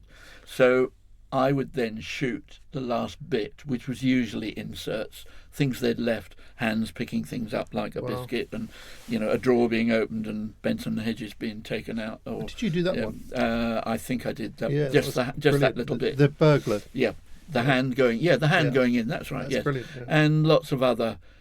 So bits. Again, that's like brilliant training, isn't it? Yeah, fantastic. Figure out how to do the missing bits of Ridley Scott's commercials. You could fit it in. And often I'd been the cameraman on the main job. So you knew. I can't remember of that particular one. I'd have to look back through notes and old call sheets. But I did that. But the main thing was it was all those years of working with other directors in very menial tasks, but just being there to watch them. And some I admired and thought, God, that's fantastic. And others, I couldn't believe how bad they were. I can say that now. I can remember struggling trying to make an effect. It was a coffee commercial, I seem to remember. And it was a camera tracking round and over and down on a filter coffee machine. I think it was for Dutch Douwe Egbert coffee. Right. And I devised a sort of rig that would move this camera through, and the way to light it, because of all these mechanics going on, it was very difficult to find somewhere where you could put a light where the camera shadow didn't pass. You can imagine that. And all this time, it was a struggle, this, and I was working away. I kept looking up, and he was in the corner, this director, chatting up this delicious female who was sitting there with long legs and looking like $1 million, chatting her up and his tongue hanging out and all that. And then after a while we'd say, excuse me, sir, perhaps you'd just like to come and have a look, see what we've got. Oh, yes, I'll be back in a moment, dear. And he'd come over and then he'd look. I think we had video playback by those days, but an awful lot of it was looking through camera, up and round. And he said, it's quite nice. I don't know. So we're lingering too long on the dribbling. No, the coffee paper. Can we have a little bit more where you see the actual coffee dripping? And it's very pale, the coffee. I mean, it does look like sort of pee. And we'd say, oh, right, and he'd go back, darling, where were we, and he'd carry on. And then we'd struggle on for another 20 minutes, trying to alter it. And I used to think the time's going by and nobody sees. Yeah. Producer was looking sick and worried and saying, could you go a bit quicker, Roger? And I'm saying, well, he's not interested. Not interested. And it was those sort of experiences where I thought, if you can just hit the ground running in the morning, which is I used to say to the crew, rush in the morning, quite often say, right, we shoot the pack shot. And they go, what? Pack shot? They thought it was going to be the opening shot of the pub with everybody drinking and having a good time and all that sort of. We're going to shoot the pack shot. It's a glass of beer because that's going to take the longest. And it's the only shot the client's going to look at because he wants to get the head is exactly the right height, the bubbles are right, and that's the glint in the glass. So you'd often start that one? Yeah, good start with it. And it took tell you what, it got the crew going. Because what used to happen often, you'd be working on the big, wide shot as an opener. Yeah. And it used to happen with Ridley, and it'd be ages and you've got the lights right, and you get everything set. More smoke, and they'd say, right, well, let's do it. And they'd press the button. Oh, God, the camera doesn't run. Oh, my God. No, this cable, we've got a faulty cable. Yeah. And some tiny little thing, like there's a cable, somebody tripped over it earlier, or the rental place sent one that was faked. We didn't find it out till 11:30 in the morning. And all these people, and got extras and everything, and it was something so tiny. That's a great idea. You would say, we start with the pack shot. And it certainly got the crew going, woke them up. And there was often a lot of problems with the pack shot, because it's the client is wanting to look through or is studying the monitor and wanting to look through because he wants to see it in better quality than on the monitor, looking through.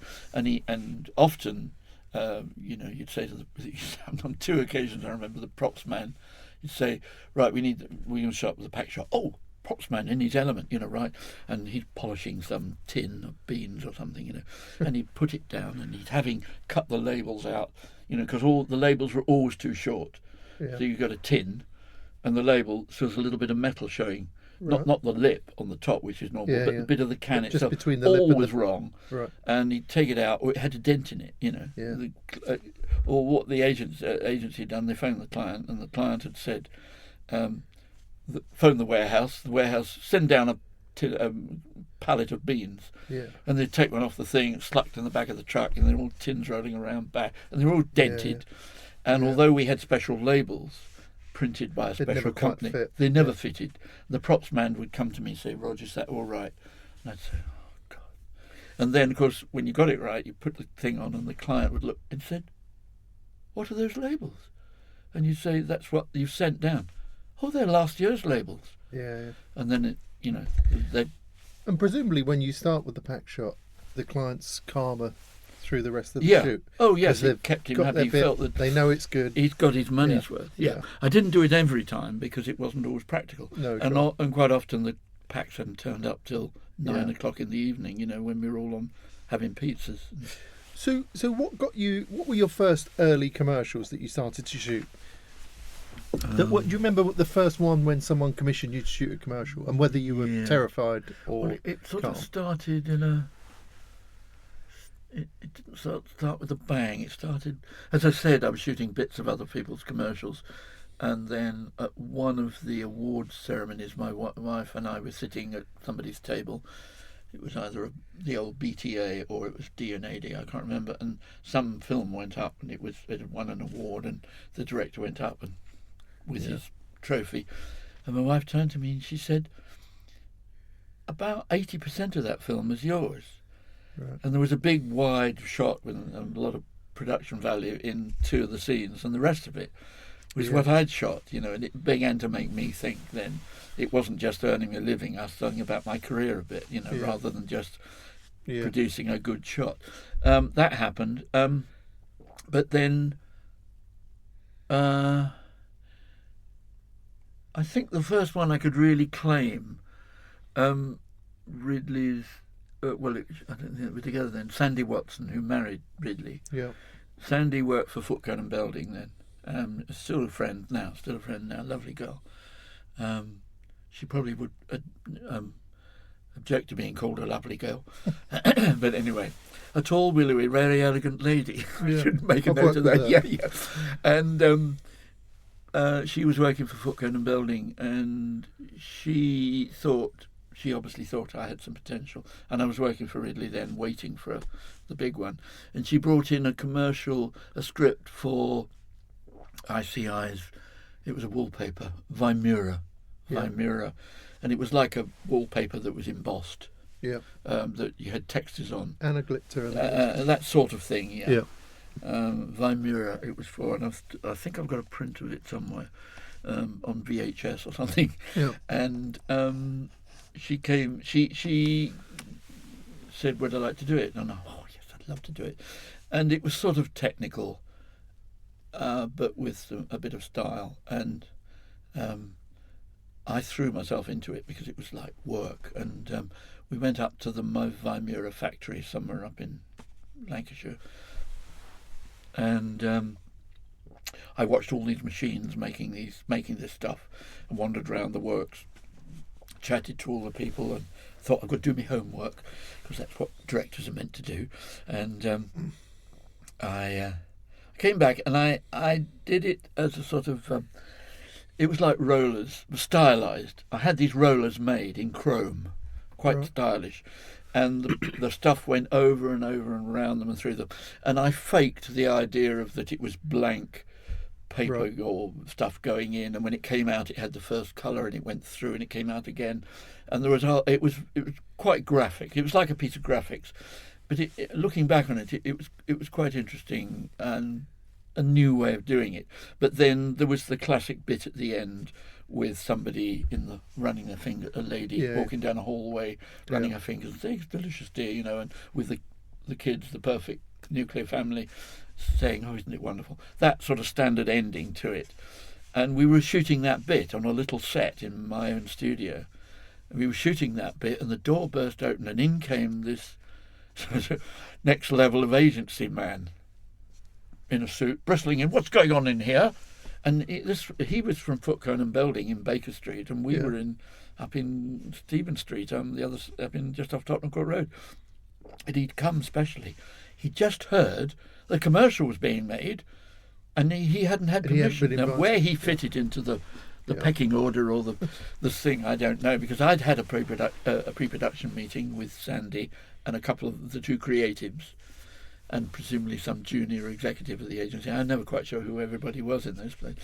And he hadn't been consulted, whether he'd been on holiday or just it bypassed him. And he was coming and he wanted to know who the hell I was. He'd never heard of Roger Woodburn. And Sandy said, "Leave it with me. Go outside. Go to the loo. Go and sit in the corner. Pretend to be crew. I'll deal with it. And I can remember seeing like a mime the other end of the studio of her reasoning with this man, and he was clearly wanted to assert himself. And I thought, my God, is it worth it? All this, because I was used to being a technician where, you do a good job, then go home, get money, go home. And this was my first taste of the sort of the politics of agencies, of which I've lived off ever since, because some of my greatest comedy moments have come from pre-production meetings in agencies. Yes. Oh God, it was so funny. There's something about pre-production meetings when they go wrong. Yeah. They go really wrong.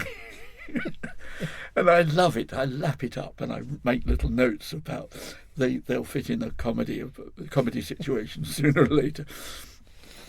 Thinking, suddenly from pomposity of the pecking order and the client, Mr. Moneybags, the goose that's laying the golden eggs, and then the agency are looking terrified because the director, who's a little bit grubby, sitting at the other end of the table, they've finally got to let him meet the client. There's no way of keeping them apart. No, they can't put it off any longer. There have been some wonderful moments. So when do you feel you kind of got going? I've sort of got about 10 ads that I've pulled out. Tried to put them in some kind of order. Yeah. So and a lot of these I can remember, and I keep saying this when I've been interviewing people recently. I can remember them from TV at the time. They made such an impression. So the first one It's kind of like a tabletop one, but I think it's brilliant, which is the Heinz salad cream. Oh, made yes. for- So When the things rolled out the way, Yeah. yes, they avoided the yeah. other. Yes, that's right. Yeah. So in a I way, forgot that's a about that. very simple Yeah. ad, but really, I think it's a really Oh, great thank ad. you. Yeah. I don't know why did you get it? If you know, it's a long time ago now, and it's so simple and sort of perfect. It's a great idea to say Yeah. the dimple in the thing is made for this. And- Yeah. yeah. Yeah. I don't know why I got it. It's difficult to remember going back now. I suppose I just wonder whether I early used on you I used a trick on it, Right. which was interested me as well. Quite apart from the look and the style, and it was shot in the style of my two, Brooks and Fulford, the Yeah. white cyc with the Yeah, soft yeah. top light, very soft. But it was done, in other words, the salad cream and the I think it was the tomato and I can't remember I what it think there was a celery. was. Celery, tomato, and something. Lettuce. I think. Yeah, I can't remember So I the. think there's grooves in lettuce. They were shot on separate bits of film, which was the trick, because nobody knew how to get the blooming thing to roll. So I shot the salad cream pouring and it going blob onto the white cyc, and then that was taken away. And I remember this, going back on it now, and and then I shot the white cyc, but the whole thing pivoted. I built a set.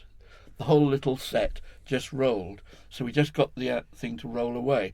Now the camera rolled with it, so you didn't know. All Yeah. you'd done was move gravity from there to there, and I used that trick so many times. And the joke was that the crew used to love this. That I said, the thing about gravity, it's cheap, and it Yeah. doesn't cost a fortune, and it never lets you down. It doesn't matter if you go to Australia. Still the same gravity. Yeah. They haven't got like 240 volt there and 110 volts there, Yeah. and something like 50 cycles. 60 cycles. Difference when you go to America, none of the equipment works. You've got to rehire and all that. Well, I love that because when you see that, you're not aware of any. You think, well, that's pretty straightforward. Yeah. Shoot. It works perfectly, It was- but you're not aware of any tricks going on. You think, well, it's No, just and would it have taken was 10 just minutes. such a nice little idea. There was that. Then there was the potato for smash gets. Is that the Smash peeling? gets smashed. The peeling No, one? this is the one when they brought out a big pack, a jumbo pack, and they said, but so far nature hasn't got the right thing. There was a big, there was a remember potato that, yeah, about and it that crashes big, through and the- it puts it on the cyc, and then it goes Yeah. poof, and the dust comes up, and that was a lovely joy to shoot. And it was John Webster, of course. Again, Was that the first thing you did with John? no, the very first thing I did with John, sad. He's so shame when he died. And it was the first thing I ever did for John. Wasn't directing. It was a job for Bob Brooks, and I made a milkman, a little clockwork milkman, about that high. And it was, every morning, regular as clockwork, your milkman. But it was trying to reintroduce and trying to save the traditional milkman. It was a campaign to try and save it. And it was meant to be regular as clockwork. So it had a big key in his back. And it was like a toy, like a tin toy. So I bought a robot down in, a toy robot in Hamleys, and took it all to pieces and then rebuilt it. But then it was cased in this plastic to look like a tin toy with a big key in his back that was going round, and he walked along, and then it said come rain or come shine. So we had rain, and then we had a fog, and then we had a wind, and he had to keep going through this thing along a long white cyc thing with the camera tracking beside him. And John's agency, which being most from See Me Pollitt, then were in Good Street, over on the corner of Good Street and Tottenham Court Road. I think it's now probably a McDonald's or something. There's arches. I think it was the tube station had been. Yeah, I know what you mean. And With the big massive upstairs, windows. the agency was upstairs. It's long before they became super duper Yeah. See Me and moved into the big office. They were there, and I went, because my little studio was in Stephen Street, so I walked around the corner with this toy and went to see this guy called John Webster. I'd been asked at the age, Bob Brooks had asked me to go and take it to him, seeing I was close. And I went in, and there was this moody guy sitting there, and he looked at me up and down. And I came in and put it down. And So you'd never heard of him? No, I'd never heard of him, and he'd never heard of me. And he wasn't as famous as he became. And he looked at it, and I remember him smiling because he quite liked it. And he said, "Does it work?" And I said, "Yeah." And I switched it on. It was electric in actual fact, but it looked like it was clockwork. And it went, and it made this noise, and it walked along his desk. And he absolutely was overjoyed it. And I think from that moment, he and I had a bond. Yeah. He never said anything. He never showed it. He never showed it until one of his birthdays after he retired. It was sadly only about a year before he died. The agency asked if they could borrow Park Village office, our big room upstairs at Park Village, for a reunion dinner for John's birthday, and it was going to be a surprise, and he wasn't to know about it. He thought he was coming to a meeting to talk about a job, and it turned out. And I got put next to him, and we sat and looked at each other, and I gave him as a present a little picture, because I'd taken a picture of this robot just for my sort of, I hadn't got a show reel, but it was something, and I gave him this, and it said, on the back it just said, "Thanks for everything, John. Thanks for everything, Rog." And it's the only time we sort of emotionally bonded at that moment, and he sadly died about a year later when he was out jogging. He just collapsed. Such a shame. But I'd done so many jobs with him and for him in the intervening years, but we never had any buddy, no hugs, nothing. It was a very, he was a remote man, and I treated it like that. It was a business relationship. And I went once to his house for an evening meal, which I never reciprocated, but mainly because I couldn't. But he was a great man, and he was one of the reasons that Park Village survived those first 2 years when the money we'd put into the company was draining fast, and we hadn't really. So if we talk about Park Village, so what was the idea? Did you rent or buy that building in? No, well, we were all at RSA, and we were getting dissatisfied. I hadn't done a lot of work, done a few jobs, and Mike Stone said to me one day, phoned me up and said, "Do you want to split? Because I want to split, and Peter does as well. So we're thinking of setting up our own company." But Peter was a stills photographer in the Bob Brooks and Unfolded tradition, and he'd had a little studio down in King's Road, a basement which was pretty grim, under Anacat. There was a boutique called Anacat, a sort of girls' boutique, and he had the basement underneath it, and it was tiny, and he'd been trying to shoot films down there. And then one day he was looking for a studio, and then one day he had an old Porsche, one of the very early Porsches, very unreliable, not in its first flush of youth, and he came down Regent's Park Road, going down into West End, and it died on him as he went over the lights at Gloucester Gate. Right. So he coasted to a halt in Park Village East and pulled into the side and got out, found a phone box, phoned for the AA or a garage to come and fix him, and picked him up. And then he had to sit and wait, and he went and sat on the car bonnet waiting, and then he suddenly thought, "What's that building?" And he thought, "I've never noticed it before. I just go past it every day." The pub was still going then, the York and Albany, as a traditional, pretty rough Camden Town pub, because Camden Town was pretty run down, full of down and outs and vagrants and really bad. Anyway, he looked at its building, so he climbed over the railings. Was it derelict at the time? Yes, it was empty, and he climbed up stood on the window ledge, and because it had bottled glass in the windows, and there was one that had been replaced with clear glass, and he managed to get up and look in, and there was this big place inside full of broken stuff falling down and just rubble and empty. So that became Pete's mission, to try and rent the place and use it as a studio, because it was such a lovely building. It's so much character with the Dutch gable and everything. And apparently it had an amazingly checkered history. It had been used for keeping animals in during the war from the zoo. Right. What they did during the bombing, they were worried about the zoo might get hit, and first of all, a lot of animals killed, but a lot of dangerous ones would escape. Yeah. and they had a bear was in What? a bear. We've got a little plaque somewhere saying a bear called Spitfire was billeted in Park Village during the war.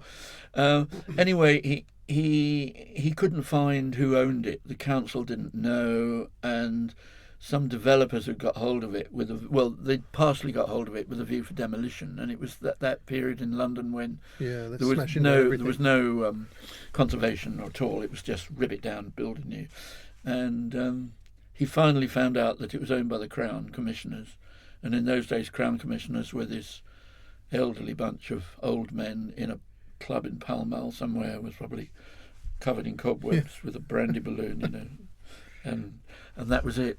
And he negotiated. Unfortunately, we should have asked Pete for a bit more detail, but he negotiated a 3-monthly renewable lease, right, which he paid, and he was using it as a studio and doing it up bit by bit on his own, paying the rent every 3 months, and it was pretty low rent. Arrears, because it was this Crown Commissioners were. There were buildings they had on their list they didn't even know about. It was like amazingly shambolic, which we thought trade on. Great. Well, what happened, of course, when Mike put forward the idea that we should split from RSA, the idea was that we could all move to Pete's studio, and it would suit Pete because he was struggling to pay the little rent, because he was a photographer struggling and doing the odd job now and then, and he'd converted the room upstairs and done it up, but the studio was still pretty empty and semi-derelict. But of course, as soon as we started the production company, it meant we could starting some money going back into it, but that was a struggle for the first year. And what year was this? What year are we talking now? This was 73, 4? Yes, 73, 74, I think. So it was a struggle to support that financially with the work that was coming in? We all put some money in the kitty. I think it was about £3,000 each, which there again, obviously, realised it was a bit more than it is now. Yeah, of course. But the first job that came in was for Skull Lager to be shot in New Zealand. New Zealand, on the South Island of New Zealand, sort of beautiful alpine. Why New Zealand? Presumably because of the time of year. Yeah. And it was for Pete. And Mike and Pete went out to shoot it and left me at Park Village, and I was still at RSA because my contract with RSA hadn't run out, and I was determined to see the end of it. Yeah. And then I would say to Ridley, I'm out, that's it. But that was a terrible time for me. So did you have to resign to Ridley? No, I didn't say anything. Now, Ridley, Mike and Pete announced that they were leaving. Right. And not only that, they were taking the accountant with them, or the junior accountant. There were two accountants, the junior accountant, and they were taking the editor. The junior editor, junior editor. Pam Power was the main editor there. Yeah. Peter Beston was her assistant, and he was leaving too. So, as some wit and campaign magazine wrote, it was a bit like the block off the old chip, because Ridley was not pleased, and I had to keep a low profile because I knew I was going with them.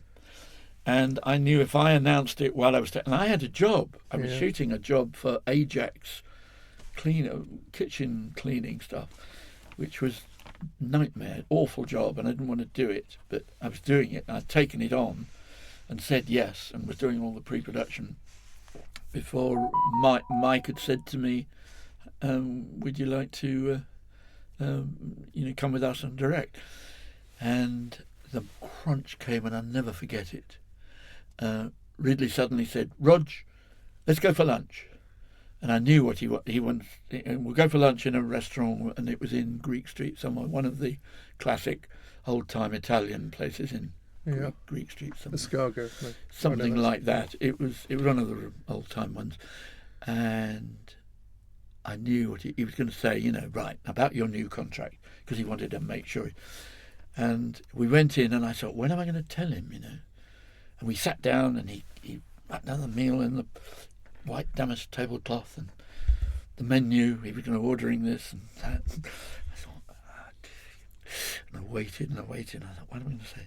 And he said, now, Rog, about this. I said, before you start, I want you to know I'm going with Mike and Pete.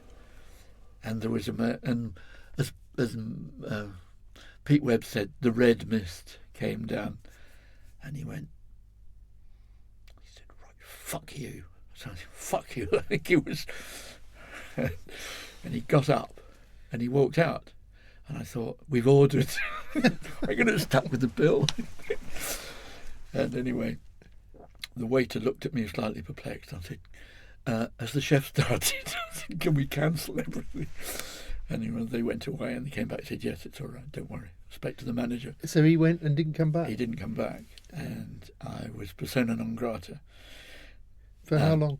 Still? Well, not for too long. He never forgave Mike because he knew that it was Mike who'd instigated the schism. Never forgave him. And that was a rage. The next time I met him, I'd been to a recording somewhere like this or a video. I think it was a sound recording somewhere down near here. And I was walking back up Pulteney Street. Yes, it was. And I walked into Brewer Street, is it? Can't remember. And into Lexington to go up to Broadwick Street. And this Rolls Royce, came round the corner, turned around, it slowed down, stopped, and the window went down. It was Ridley. He said, hello. And he was fine. Hello, Rog, how you doing? I said, I'm just come back from a recording. How are you? He said, doing all right? I said, yeah. And he said, can't stop, traffic behind. And he wound the window up and he drove on, and that was it. And I knew then it was all right. And I met him again at one of the awards ceremonies where I'd won a couple of prizes. I think I'd got a gold and a silver or something. Can't remember what it was, probably the BMW commercial. It was a good year for me anyway. Yeah. And Ridley was there, and he had an entourage with him and all chatting away. And I remember barging in to the entourage and saying, I felt quite bold that night, and said, Rid, how you doing? He said, you know. I said, just wanted to say before we go, thank you. Good night for me tonight. He said, yeah, it was a good night, wasn't it, Rod? I said, just wanted to thank you for making the offer all those years ago to give me the go. And he said, all right. And then he went off with his lot and his everybody fawning over him, you know. So your lunch resigning sounds like a harder thing than going into directing itself, because at the time he's at the time RSA and Ridley Scott is probably the number one place, and you're just getting going there, and you've got a contract. That feels like a much harder thing to do than try and direct it itself. But on the other hand, I knew that in a funny sort of way, RSA was more of a problem than it was an advantage. In other words, the sort of work I was going to get, being being somebody who'd been a special effects man and a sort of nuts and bolts knocking about, being everybody's little man in the cupboard where, don't worry, we've got this friend, we've got this bloke we know who will fix it, and he's got a little workshop and he'll sort it out, we'll subcontract to him. But the other company also they all thought I was their little man behind the scenes who could fix something, but they didn't all realise they were all doing the same, because I was doing work for all these different companies and not letting on, and they were nearly all fairly down market work. And if there was any chance of me doing some new work, it wasn't going to be RSA material. Most of the agencies who had a soap powder commercial wouldn't even go in near Ridley Scott Associates, because it was this hallowed place. And I thought, I'm in the wrong place, although it's wonderful. And I want to shoot the sort of work that is going through this company, but I'm not going to be able to start with a Pippin script, a script that most other directors would kill to have. I'm going to have to earn my living at it. So in a funny sort of way, moving to a new broom and a new thing. And funnily enough, when the work did start to come, it came from people I'd done favours for. In the past, who had been a junior producer who got his budget wrong, and I'd done a favour for, or sorted out something, reshoot that some other person had screwed up, and I'd got somebody out of a hole years earlier. They were the people who came with scripts, not magic ones, but simple ones. I've spoken to a few people about you to try and really? get some information. Right. One of them is my wife, and they've all said about Name? how generous spirited you are. Oh, thank you. So, including my wife. Oh, thank so you. Your I wife said, is... my wife is a producer Yeah, who used to be at TBWA, yeah.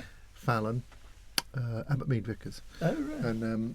and I said, I'm talking to Roger next week. Have you worked with Roger? She Yeah. said, I haven't. We've had some really lovely meetings. Oh, right. And she said one was for Goldfish and Goldfish Films.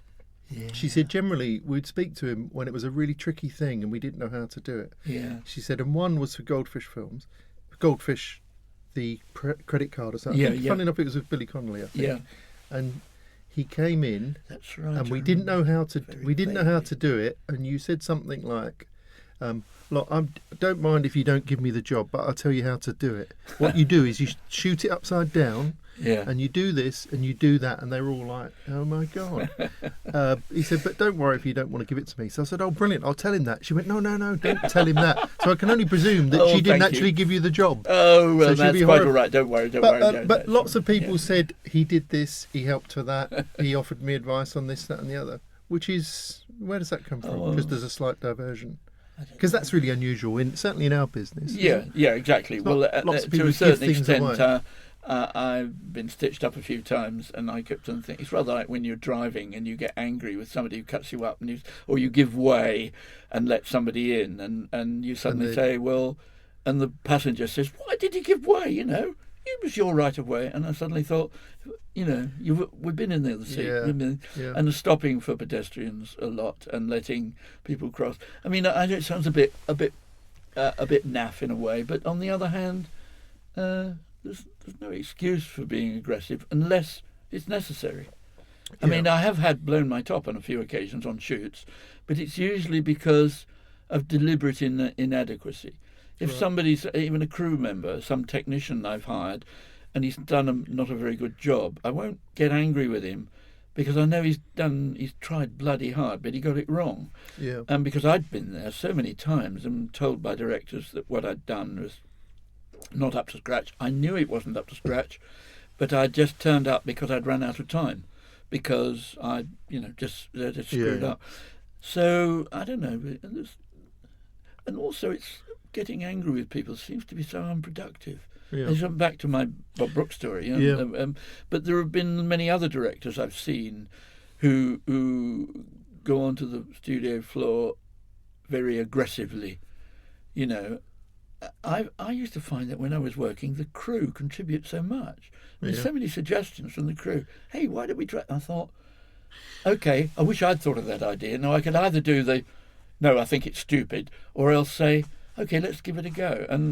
But obviously, you I'd give it a- dictate that environment, yeah, I so do. they And I feel free try to and make offer it- up things rather than embarrassed to and offer up it, things. it proved very good economically as well, because it rolls along. Yeah. And so many times productions going to the small hours of the morning where everybody's frazzled, fed up, and they've given up on their timesheets, thinking, the producer's gone off and shot herself usually or something, and we're all tired and we're eating cold pizzas, and you think this isn't the best creative environment. So I'd much rather try and I make a plan for the day's shooting, a bit like going into war. You have a plan, but and the enemy, of course, have got a plan as well, but which you have to deal with. What was it? Mike Tyson said, "What was it? Everybody has a plan until they get punched in the mouth." Yeah. Yeah, it's classic. So when you say you'd make a plan, in what sense? A plan of how to get momentum, or how to create how the right mood, which shot to do first, yeah, and also think about the logistics. Because I'd been a crew member, a lot of directors don't think about, well, we'll do this shot here, and then we'll go over the hill to the other side by the stream, and we'll do that shot, and that we'll get that done by 11, and then and you suddenly think, hang on, I'll think about, we've got to move a film unit, which is like a circus, Yeah. We've got to pack up all the gear, Yeah. things that directors never think about, Yeah. and they jump into their flash car and they drive over the hill and then get frustrated because there's nobody there. But I know it'll take an hour to get this Yeah. circus of people thing, and also we've got to go through that farm gate, and the truck, which has got the camera equipment on, or the Winnebago for the artists, or the makeup truck, or the honey wagon, everything won't go through that gate. I've planned it all first. I've looked at the location, looked at all the logistics that most directors are just interested in the creative. I know the scene. I can see the scene in my head. Yeah. Well, that's all very well, but it's only half the. It's almost like the tip of the iceberg. In fact, in that I know the logistics are somebody else's responsibility, but they're a freelance person. They've just turned up on the day. Yeah. They haven't been, unless you've got them and you've taken them through the fact that we've got to move the unit from A to B. So the planning of that sort of thing as well, and also having plan B, because things are going to go wrong during the shoot, and you've got fallback positions. And the only time I really used to panic was when plan B goes wrong, and I've used plan C, and I'm really running out of options, because there are so many things that seem to be against me. And that's when that Ridley Scott, remember Ridley, who never gave up, and would go on, and the downside with Ridley's side, that I think it's different now, having looked at his later feature films, which are stunning and everything, from sort of particularly Alien and then on to Gladiator. The visual effects on it, he was never into visual effects really. He didn't understand them and never. And obviously he's fallen back on some very clever people to do the work for him. But I remember working on a thing, and I used to say to Ridley, there was a concrete wall. We had, really like the Berlin Wall, and Ridley's solution was to bang his way through it with his head until he made a hole, And we used to say, well, hang on, maybe we've got a ladder, Maybe we've got a ladder. Good idea, ladder, Ridley would get, the thing was, he'd make it. He'd get through the wall with his head, which it may have been hard work and hurt, but he'd do it. And that's what infuriated me sometimes. So how would you create the vibe on set that anybody can, not really anybody can make a suggestion, but a sort of vibe where, well, it sounds like there's a certain kind of, what's the words? I'm running out of words here, where people feel free to contribute and suggest things. Would there be anything that you would? Not consciously, I have to say, not consciously. I was just, most of the crews I worked with, I knew. Would be the same. I was loath to have a regular crew all the time, and I think it's quite good, particularly with art directors and cameramen, the sort of two big creative inputs you have on a shoot, to ring the changes. But I basically had two cameramen and two art directors who I used alternately, or sometimes, particularly with the art directors, there'd be one who'd be the script was more suitable. Some things were very technical. There was one art director I used, and the other one was much more stylish. To do with the looks, It's wrong to say, because the other one could be stylish. But he was exceptionally good at the technical side and all the backup stuff behind the scenes, because you needed sort of, I don't know, it was meant to be in a submarine or a sewer, or some scene was meant to be the third man, you've got to chase in a sewer or something like that, down the some dramatic scene like that. And there'd be an art director who would know that you'd have to have gallons of water being rushed through as part of the scene, and he knew all about pumps and things. But he was also a great art director, but he knew exactly where to go to all the technical stuff, whereas another one would be much better on trying to do Busby Berkeley or something that was more fantasy or stylish. So I'm going to have a guess at the commercial that kicked you on to the next level, which is, and I'm guessing this. So I'd say 76 Dunlop. Dunlop moved me. There was a Lego commercial before that which was not memorable at all, but there was a moment in that when it was done for John Hegarty, who's still a great friend of mine, and we're good mates. And that Lego commercial was the very first time I remember directing, and it being having some proper creative input, because most of the commercials I shot, and it was in the tradition of commercials of the old days, you had a storyboard, and clients used to look through and say, doesn't look like the storyboard. Right. And used to sit there with dialogue with a stopwatch saying, now new with nuts, only 1 and 6pence. That takes 6.5 seconds. No, we haven't got 6.5 seconds. It used to be structured like you wouldn't believe, and it was like a straitjacket. And I thought that's the way commercials were made, and of course they were for so many years. And you'd be trying to do the same scene or the same dialogue. I mean, most of it's done on voiceover now, so you've got 101 ways of doing it. But in the days when it was on camera, it had to fit.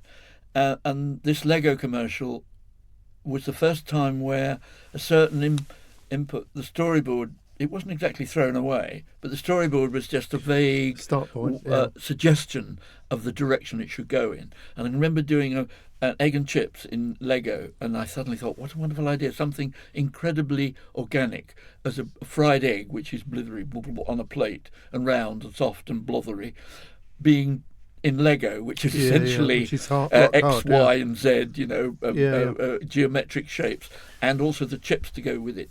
And there were it was during that period in the 70s of quick cutting shots of close-ups of girls' lips and an eye, and then and that, quick cutting. That was a style, and it keeps coming back, that style, because it's a sort of good full-back position. Anyway, we shot that Lego commercial, and while we were doing it, I remember making spiders in Lego, and I suddenly thought, this isn't in the script, and I think it was John Hegarty and his art director was saying, doesn't matter, it's a great idea, make the kids laugh, sell some more Lego, And I thought, that was the first moment I realised that that's interesting. Times were changing, and that old regime of the straitjacket of the storyboard and the script was being thrown away, or else just used as this sort of direction we need to go in. And also that you could have input into the script as well as just how it was shot. Rather than being a glorified cameraman. So would you have had input into that Dunlop, say, because a lot of that must have been what you can do and how you do it, rather than a very fixed storyboard. Yes, Dunlop was a breakthrough. I mean, it just moved me into the two main commercials, the Dunlop and then Levi's Russia. Those two films moved my thing into from the should we say, third division up to the Premier League. It was the Dunlop, and thinking back, because it was a long time ago, I made the decision to shoot it slightly undercranked, which meant you speeded up the action. Standard stuff now, many directors. Why did you do that then? Well, to make it slicker and quicker and funny, and help the funniness, the humour. It was slapstick, and the thing about the great days for slapstick, of the famous slapstick, whether it's Chaplin or Laurel and Hardy or Harold Lloyd or whoever it was, the undercranking of the camera was the secret. The camera's running at 18 frames or sometimes 16 frames rather than 24 or 25, and it makes everything that bit faster and a bit slicker and everything. And when somebody falls over, like slips on a banana skin and sits on his bum in the street, if you'd seen Chaplin doing it for real, it would probably not be that funny. But at 18 frames a second, he goes from there to there in a boom like that. And I studied cartoons, cartoon films, and all the classic things of the Roadrunner, the thing running out of thing, and then going that moment of pause. And I can remember experimenting with it. Thought, why can't we do that with live action?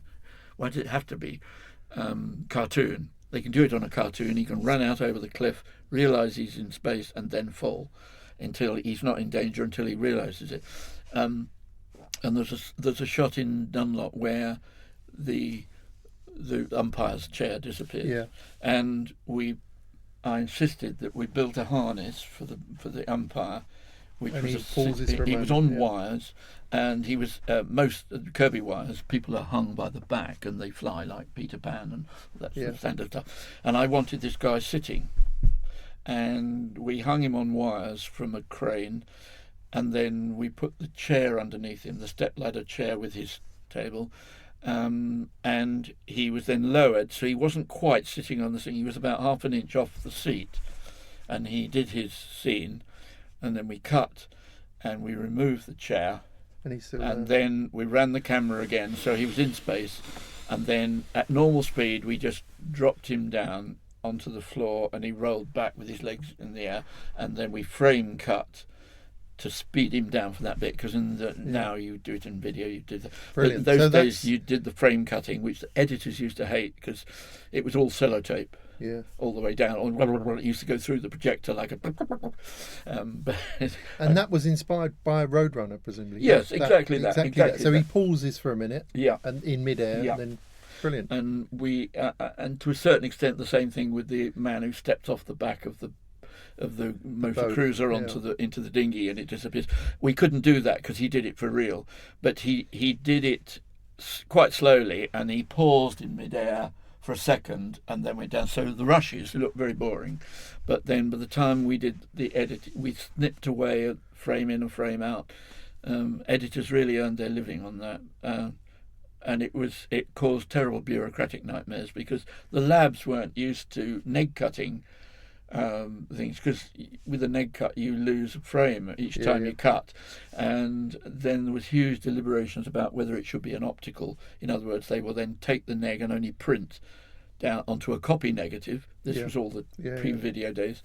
You'd make a colour reversal negative and it went down a generation, and the colour and quality was deteriorated a bit, so you only printed certain frames in order to get the thing on one piece of negative for which you made the print.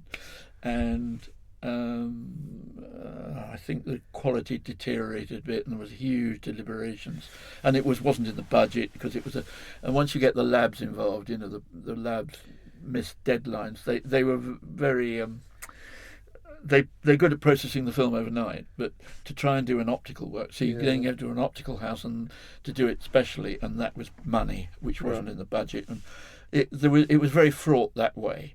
But the stuff on the cutting copy going through on the Moviola machine, it was tremendous. You see, had anybody done that technique before on TV commercials? No, I have to say, I just remember that being such a amazing thing to turn up on TV. That's why I think it knocked everybody, because all commercials were very predictable and they're very normal, and it was usually housewives telling you how much something did this, and that, or which it still is. But it was quite revolutionary because people hadn't seen things. And also I did things like the fire brigade were putting out the fire. They've got the hose, sort of jump, and everybody knows. And my idea was the fact that when you've got a high-powered hose, like any fireman will tell you, that you've got to hold the bloody thing because it wants to get back. So when the power suddenly goes off, you're going to fall forward like that. And I remember getting rehearsing these guys to all tip forward, and the agency was it was Andrew Rutherford, but it was before Rutherford Scott, whether the agency Sarches. It was before them. He worked for, I can't remember which the agency was. I think it was Sarches. Anyway, Andrew Rutherford was the main guy, the guy was thinking about it, and he kept on, because he saw the rushes and there was no edits in, and he was saying, "Are you sure this is right, Roger? It's speeding up," where they're all rushing about a lot, and I thought, oh my God, I've staked my claim. And with the first takes I did, the first scenes, I shot at normal speed and at this speeded up speed as a safety, just to make sure if it all goes wrong, I have to go back and use the original material, the other takes. And as the second day's or third day's shooting, I think I got the editor to cut the rushes to see how some of the jump cuts worked. And then there was other scenes, and then because it was so successful, we made a second one, and they reshuffled the scenes to make up different versions.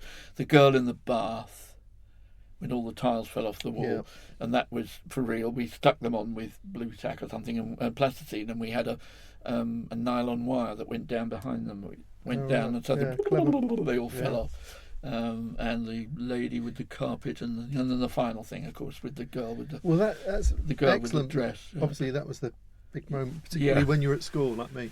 But also, what's really good is there's a moment where she thinks, "Oh, hang on," and she realises what's coming next. It doesn't just vanish. That's right. You can see it hit her face, which is.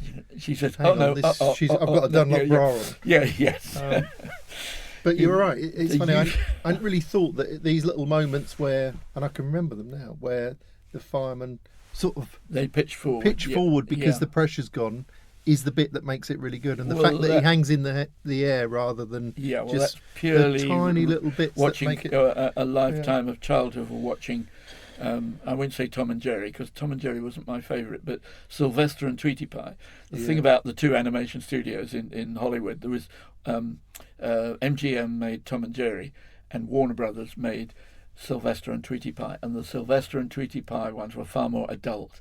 And all based on the 7 deadly sins. I imagine they were. Right. The cat was far more evil Yeah. than the cat in Tom and Jerry. He was a nice family. Yeah. They were a bit tame, Tom and Jerry, Yeah. but Sylvester and Tweety Pie were great. There was a sort of maliciousness about them which made it funnier. Was for that me. Chuck? What's his name? I think his name. There was well the voices were all Mel Blanc. Yeah.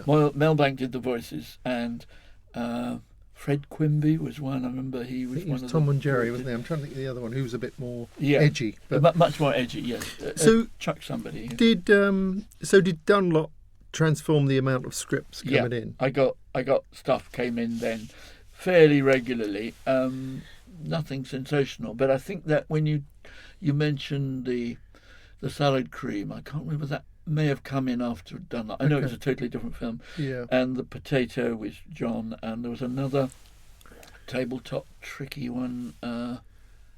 It's one of these. They were all quite good. Oh, 3-in-1 oil I did. 3-in-1 oil. Was that where you follow the oil drip going? No. This was just images of things that squeaked, Right. and there was a drill going into metal, but all shot very stylized in a Right. way, and an office chair that turns round, a twizzle round chair, and they were just a series of squeaks. Right. And different things, very 70s style, that thing. And then right at the end, there's a can of oil that comes in, and this globule, a pear shape of oil, and it just says "Silence is golden." Right. And I thought it was so neat and to the point, and it wasn't laboured. Yeah. They were. I always thought the scripts were. Somebody really understood a bit of communication. It was pure communication. It wasn't.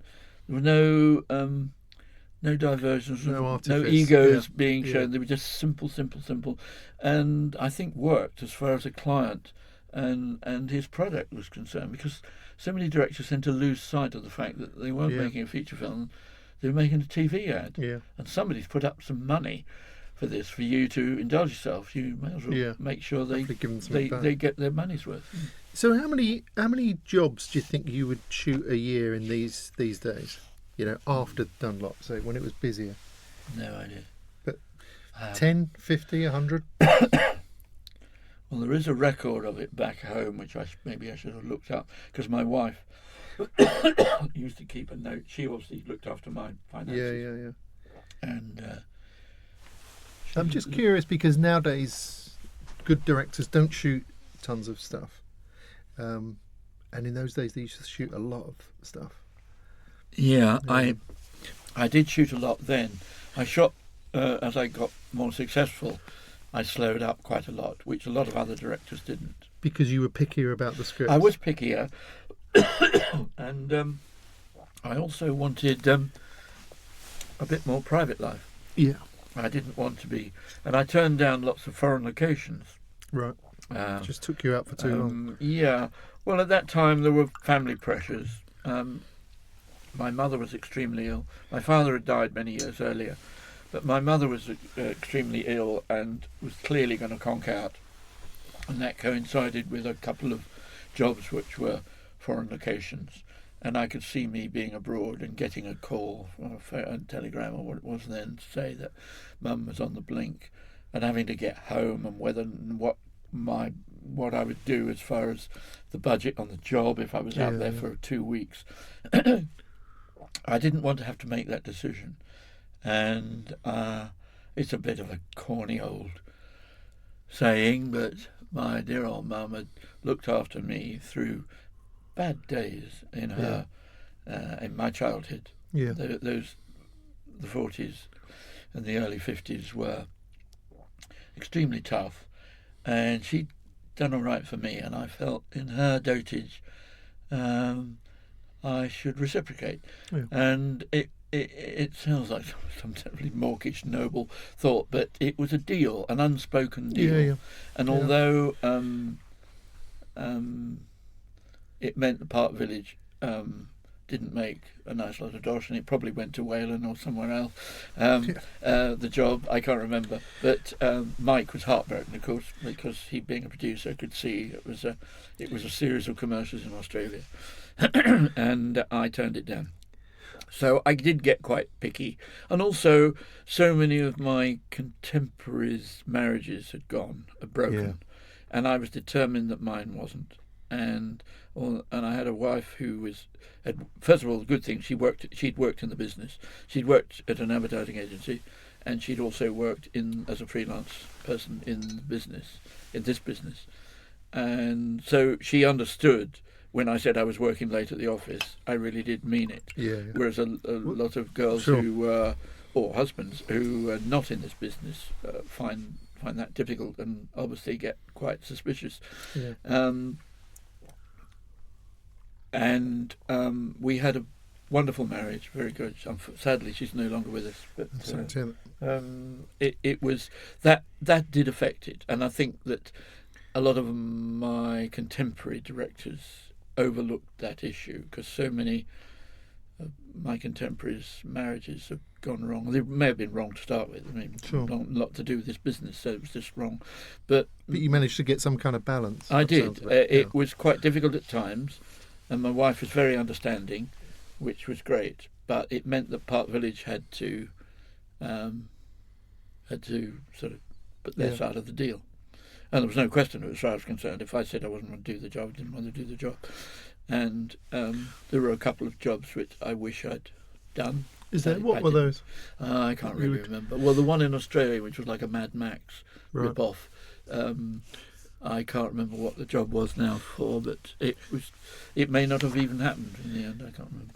So I the next thing I've got written here, I managed to find a bit written about it at the time, which was for Trophy. I think at the time it was your favourite ad that you'd done for Trophy Bitter Dominoes. Dominoes. So the amazing thing I read on that, which must be terrifying, is that there were 9,000 dominoes used, Yeah. and it took all day to set up that one shot. Yeah.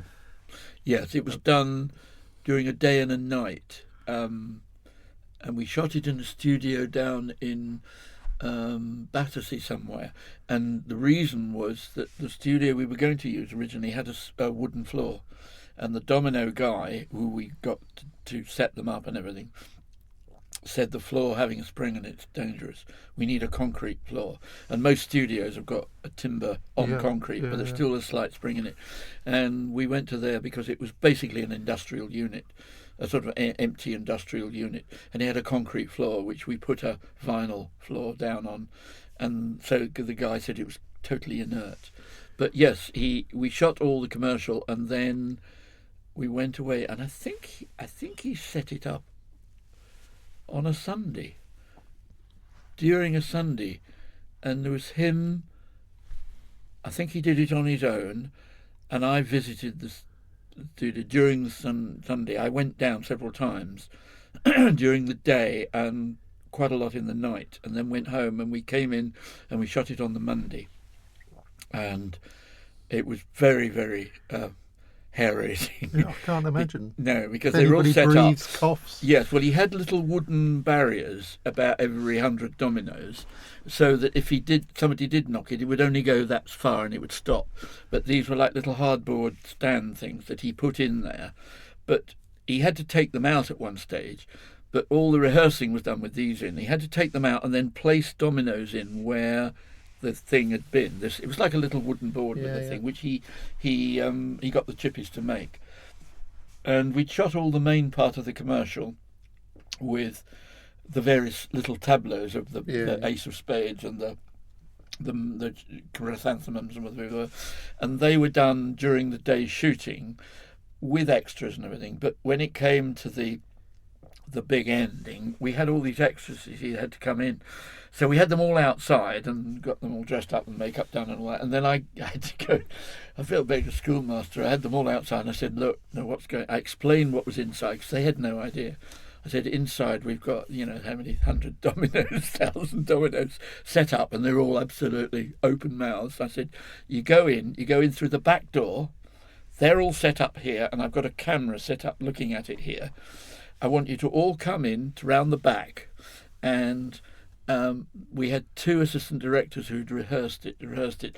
So, and I said, I want everybody to do exactly what these directors do. There's no chatting. I don't want you talking about yourself. Listen to what they're saying. And we will have a line of people, and then we'll bring you forward, and then we'll have another line behind, and we'll bring you forward, so that they'll come slowly forward. And you lot along the front, who are your front row, you're going to be just standing with the dominoes in front of you. Right? If you get this wrong, if you touch those dominoes, you're all fired. Nobody gets any money. Nothing. I think I said something dramatic. Nobody gets paid, and they're all very highly strung about it. Anyway, it took about 20 minutes to get everybody in, and the trouble was, as the last lot were coming in round the back, the ones at the front were starting to get bored. Yeah. Not bored exactly, but a little bit more blasé. They were beginning to say. Chatting about things and saying, "Oh, look, they've got pink ones," and like that. And the only moment we had before the barrier, when the barriers, the guy went round and he took these barriers out one by one. The man who set them all up. There was a girl at the front, and she took out her handkerchief to blow her nose, and she dropped the handkerchief, but it just went, and it stuck, and it was half on the line of dominoes, and there was a moment we like that, and I went, breathe, nobody move, and then this guy went in, and I think he was almost like a ballet dancer because he was an incredible guy, but he floated in and he managed to pick up this handkerchief without knocking the dominoes, starting the thing to go. Stressful even talking about and it. it was moment, and I said, right, there's nothing left. Everybody, I said, when they go, wait for them to get about a quarter of the way through, and then I want everybody to raise their glasses. And they all had beer. That was the other thing, of course. And then there was all the business of whether the beer's gone flat or it hasn't. And I kept saying to the agency, they're too far away. You can't see whether they're all half drunk anyway. So everybody have a drink. It's not like the perfect pack shot. And we said, right, well, there's nothing for run camera. We ran the camera, action, and there was the guy set them going on that line going in. And they went, and we were just the extras were absolutely gobsmacked. So it was almost like spontaneous rather than directing them. The cheer went up. They were about halfway through, and everybody began to cheer, and it went right on until there was actually bedlam at the end. And I thought we should have recorded that rather than put dub on stuff afterwards. But I must admit, it was a real cliffhanger, and it was another great film to shoot. Yeah, it's brilliant. Mainly because the 2 main guys, the old man and the young man, the 2 contestants, were from. We cast them up in Barnsley, and they were particularly towards the end of the first 2 days. It was a 2-day shoot, and then the big one at the end on a 3rd day. They were getting pissed. They couldn't believe that they had free beer because it was this trophy bitter. Topping it up. They were from working men's clubs up there anyway, and we cast them at the the Palace of Varieties in Bradford or wherever it is, where all those northern castings were. And they were so funny, the 2 of them. And they had a banter going between them because they knew each other. And they played these 2 cardboard characters, the young contender and the old timer, the old contestant, on the way out, the heavyweight champion. So there was a wonderful atmosphere on that, and there was a lot of laughing. It was a really happy shoot. Yeah. And I think some of these films, looking back on them, the association with the shooting is echoed in the success of the film. Yeah. Not always, but quite often. So the next 3 I've got are all John Webster. Yeah. You probably must have shot for John more than anyone else, I would think. Probably, yeah. So Lifetime's one of my favourite ads ever. Yeah, Sony, So my question on that is, did the music come before Because it so perfectly fits. I wonder whether that was... I think John, I have to say, was a music fanatic. And if you went to his office, he had most of the shelves were either sound tapes, old Philips tapes, some CDs, even vinyl in there, of stuff that he'd collected and things. And there were often, he had a tune before an idea. He would write a script around a bit, or he'd have some quirky bit of music. I mean, there was a job for Renault, which never happened. The client turned the idea down, but he approached me about it, and it was like a little love story between two Renault cars, and we were going to shoot it in Windsor Great Park when all the rhododendrons were out, and it was all sort of a romantic twee thing of two little Renault 5s having an affair. Yeah. And they have a tiff and all that. It was quite a sweet thing. But he had a piece of music for it, which was like an accordion, slightly French accordion romantic thing. And it was some little piece of accordion music, unaccompanied, quirky. And he had that already when we went into the meeting. And he was drawing his storyboard and talking to me about what was possible and what wasn't, and did I think it was good or bad or whatever. But that music was going. Yeah. So the music was fundamental, and although I can't remember how the Sony thing was shot, but I think the music was already in his head or around by the time it came up.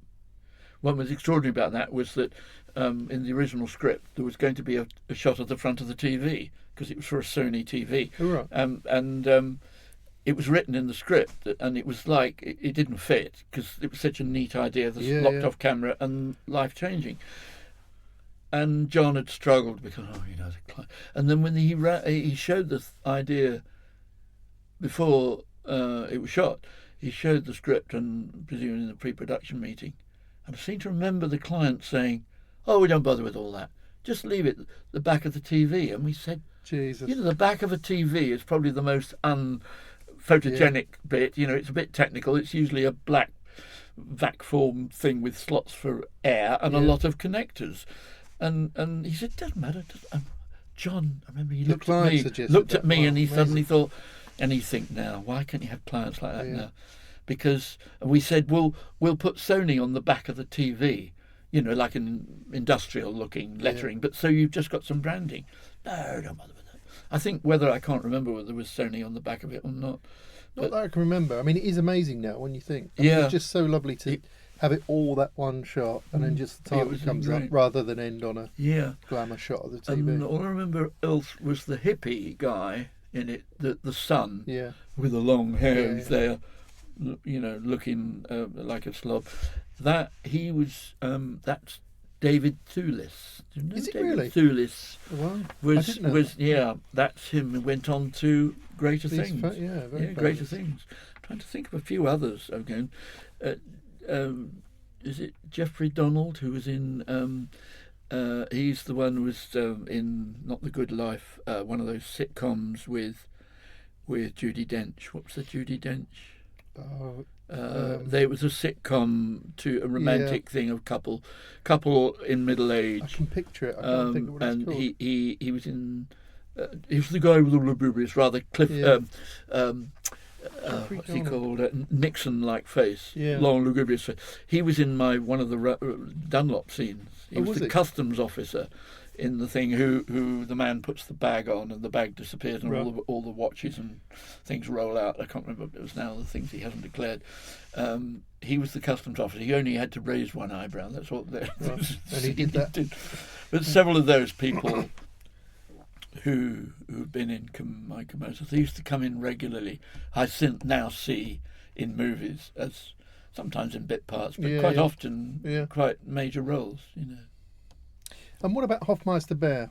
Oh God! I mean, what was the walk based on? Because obviously that's one of the key bits. John and I discussed it a lot. I must admit, it's the period of my career that I really struggled with, because they kept coming, and those ads, they kept coming, and I wanted to end it, but Yeah. the money was good and it was kept the company going. And Mike thought, Mike looked at it from producer's point of view. It was the dosh. I struggled with it. I wasn't a fan of George, and there was a real struggle for a number of reasons. Yeah. It was a naff. And John quite liked the fact that it wasn't slick. He used to say to me, "Don't worry, Rog." I said, God, it looks so mangy. He looks like looks like he needs darning, like the worn-out teddy bear. And he said, "Don't worry about it, Rog. No, it's like deliberately naff." And then they make a joke. "That's why we came to you," and all that sort of thing went on.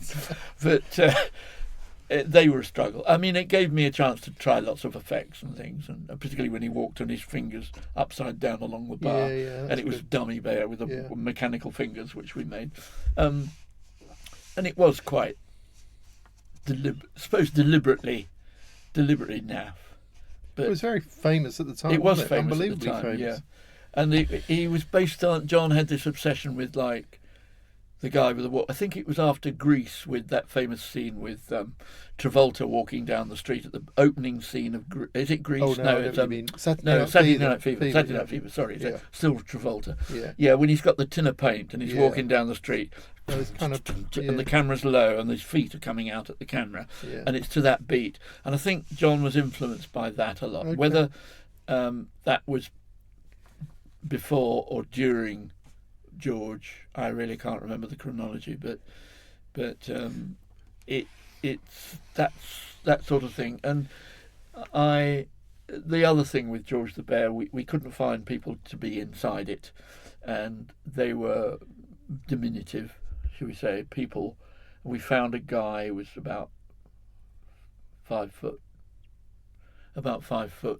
little stocky guy, and it was awful. He couldn't do it. It was a struggle. Every scene was hewn from solid granite. Right. He had no inaptitude. He couldn't walk in time to the music. He couldn't. It was very hot inside this outfit, and he sweated like. I can't describe how worse it was. It was running off him. And the poor wardrobe girls, the two of them looked after the suit and him. They said, "We can't go on. We can't. The smell from the BO from him." And I associate that going to chat to him and taking the head off so he could breathe. Right. And then, and it was all that side of it which that brings back all those bad memories. Yeah. And I kept saying to these girls, "We've just got to keep going. We just got to keep going. We're nearly done. We've got a couple more scenes." Yeah. And this guy called Ivan it was a struggle for him. So what about something more stylish then? Levi's Russia. Levi's Russia. So, yeah. So that feels like a new area for you in that sort of style. Yeah. Well, that's something that I broached in the other podcast with Peter. Because it had difficulties. It was a fantastic script. John Hegarty's boys again. John Hegarty oversaw it, but there were the two creatives were. The job came in for Peter, and he was doing pre-production work on it, starting to do pre-production. And I was doing other things, probably George the Bear, I can't remember, but something. And I was aware of this job going on, and the production office were all agog because it was this wonderful script, quite courageous and really, and it was Levi's, and it was for Bartle Bogle and Hegarty, and I was sort of aware that it was going on. And then Pete got ill.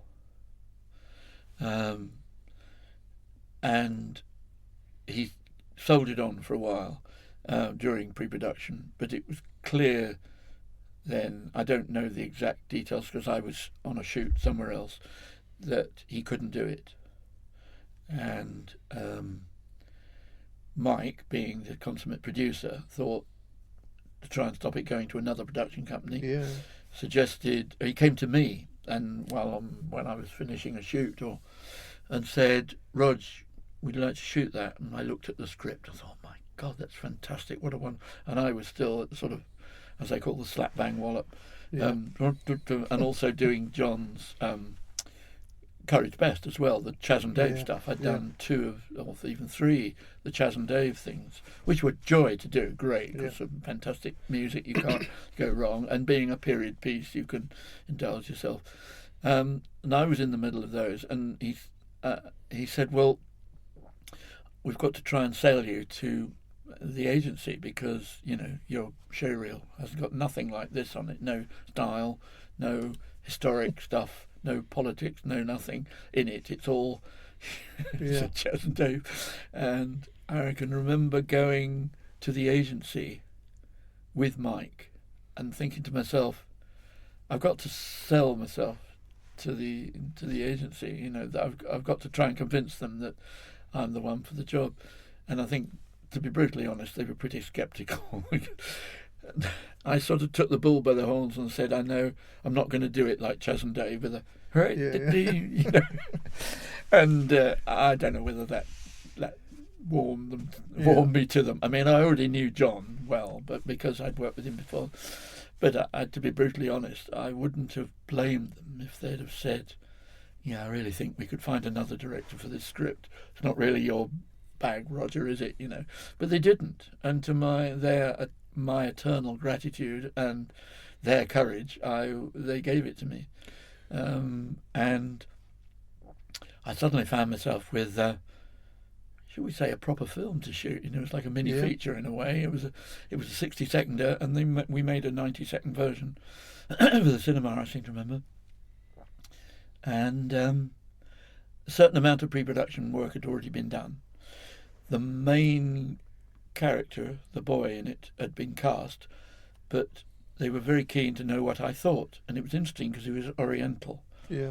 And I thought that was really good because there was a temptation to make him a sort of Nureyev character, that sort of Slavic, Nureyev was such a famous face, and he was the epitome of creative Russia, should we say, or the spirit of youth. And that was a bit obvious. And I looked at this boy, and I had a meeting with him. He was quite nervous and naive. I thought it's really good because so much of far Russia is Oriental or semi-Oriental. I thought it was a real sort of courage, and that's what John did. John Hegarty, he took risks a lot and set trends and styles, and so I went with that.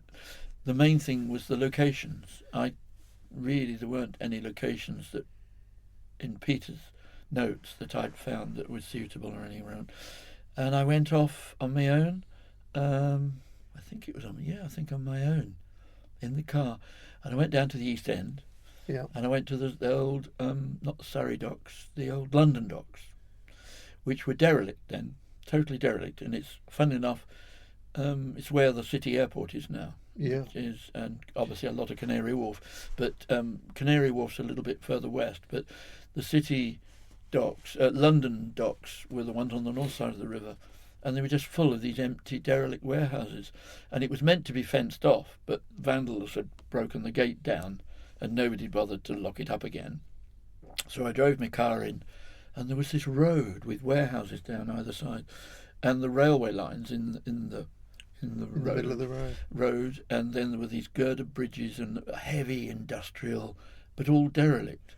God, so it's shot there. And I said, well, we've got an industrial landscape with no rubberneckers, no police permissions, stopping traffic, everything. It's like a thing. I thought, this has got to be the place. I've got to be able to find places. So I just need to Russianify it a bit. What the word is. Yeah. And at that time, I was very interested in glass painting, which was an old Hollywood technique that was used because a lot of my time was spent resurrecting old Hollywood techniques for special effects, which Hollywood had moved on with big budgets from. But in the early days of Hollywood, they used lots of tricks, which were possibly now within the sort of budget range that we now have in commercials, small time, And is that why you were trying to use them then, or because you were interested in? I was interested in them anyway from reading up early Hollywood, but I'd always wanted to use them. Now they were used a lot in westerns for Black Narcissus, the Great Sky. Yes, exactly that. Yeah. And westerns used them because they were often you went to the Wild West, but instead of having a magnificent sky, it was a grey flat day, and with lumière anglaise, as the French say, and they'd use a glass painting in front of the camera, but it meant you had to get it in focus, which was quite difficult. So there were a lot of technical problems with it. The amount of light, the depth of focus, the lens you were using, all these were trade-offs in different directions. And I suddenly thought, I looked down this road and I thought, well, we need snow, which will help to make it look a bit. And then the building, which is this black warehouse at the top, maybe you could put like a Russian star on the top of it, one of those held up with scaffolding things like the swastika used to be over the Reichstag in Berlin, and was probably almost certainly something like that in Moscow or in Eastern Europe. And then the other thing was that I noticed from some photographs doing research of Moscow, there were wires, telephone wires everywhere, and wire hanging down. It was all shambles of cables. Funnily enough, very similar to Los Angeles, which nobody ever looks at. But I've spent time in Los Angeles, instead of gawping at the on the shark or whatever it is on the circuit, you just look at the cable. It's just unbelievable mess for this high-tech town. It's just a mess. Anyway, Moscow was like that in these photographs. And I thought, well, that's perfect. We've got railway lines in the road. They'll have trams. So I brought in a crew, and the art director got a flamethrower, and we burnt off all the weeds, because there was bay willow herb, that waste ground bomb site stuff, pink flowers, just absolutely torched it all, burnt it off. And I remember these guys going along and digging out the railway lines they were, but they looked like tram lines because they were full of earth with weeds and everything. Dug it all out, cleaned it up. The foam people came in, they put snow down either side in foam, and then the rest of it was painted on the glass. And I had this marvellous glass painter man who was from old school scenic backgrounds, sadly died now.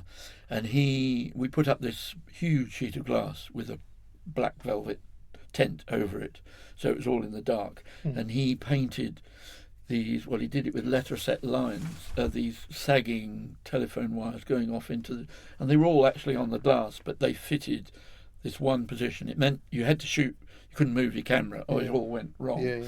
But and it was a joy. And we did some other scenes which didn't go into the film, where there was like St Basil's Church in the background, the famous onion top church in Red Square.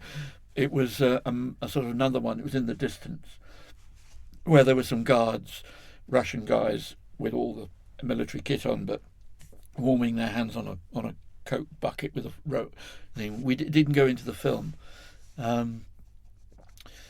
but it was just fantastic. And there was a scene where we saw there was some photographs and stills I saw that I think it was in Leningrad.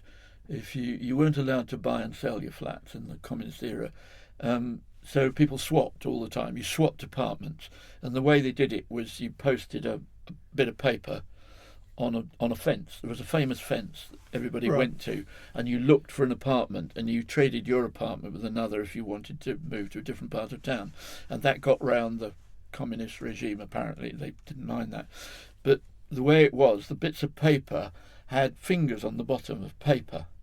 And they had numbers, and you because of the cold, you had to take your gloves off. You tore off the bit of paper rather than write down the address or the phone number. Oh, it had it there. You just did it quickly. You tore it off and you put it in your pocket, and you took it home, and it had the details on. And this was one of the things that was on. So we did this wooden wall with all these bits of paper, and he just had to walk past it. That's all the scene was. But it was a still. At the moment we ran camera, the wind came, and all the papers went all the way down, and I thought, that's it. Yeah. So in that respect, it was a gift when all made up for all those times when it pissed with rain or snowed or there was a military coup. Brilliant. And so that film changed my whole career. So that changed the type of scripts you got in from then on. Yeah, yes, stuff started to come in from a different league really, and I thank John for that personally, just on a different issue. Yeah. When it came to the D&AD book, because I didn't put I it think in. that got a number of pencils, didn't it? Yeah, well, the difficulty was Peter, really, because Peter still thought it was his film, and it was a difficult time for me particularly, but obviously for him. Yeah. Because he saw, I think he wished I'd screwed it up, and been a mess. Yeah. But it was good, and it won prizes, and I think it hurt Peter, and we never discussed it until I got a letter to say would I be in the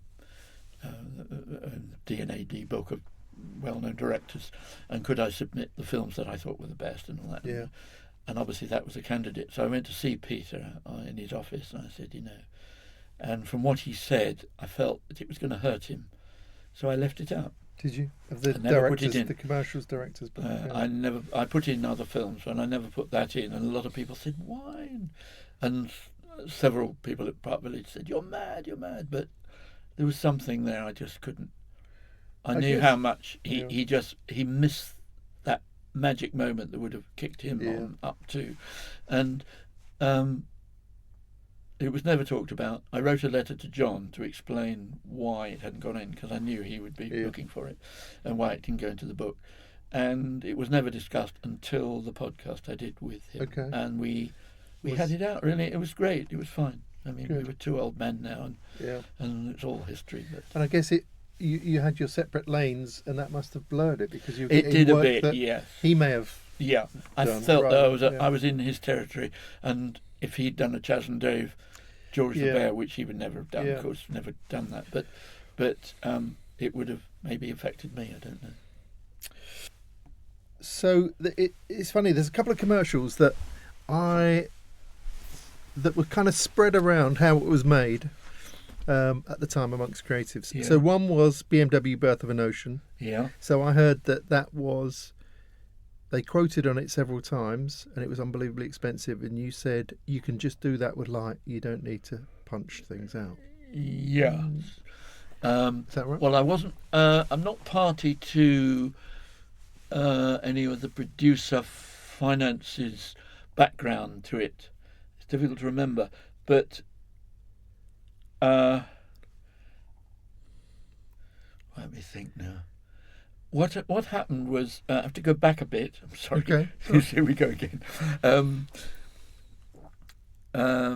My partner Mike, his then girlfriend and later his wife, she had a black Mercedes, little, quite girly, but very nice and quite valuable, I think, black Mercedes car, probably 60s, late 50s, early 60s car, and it was quite valuable.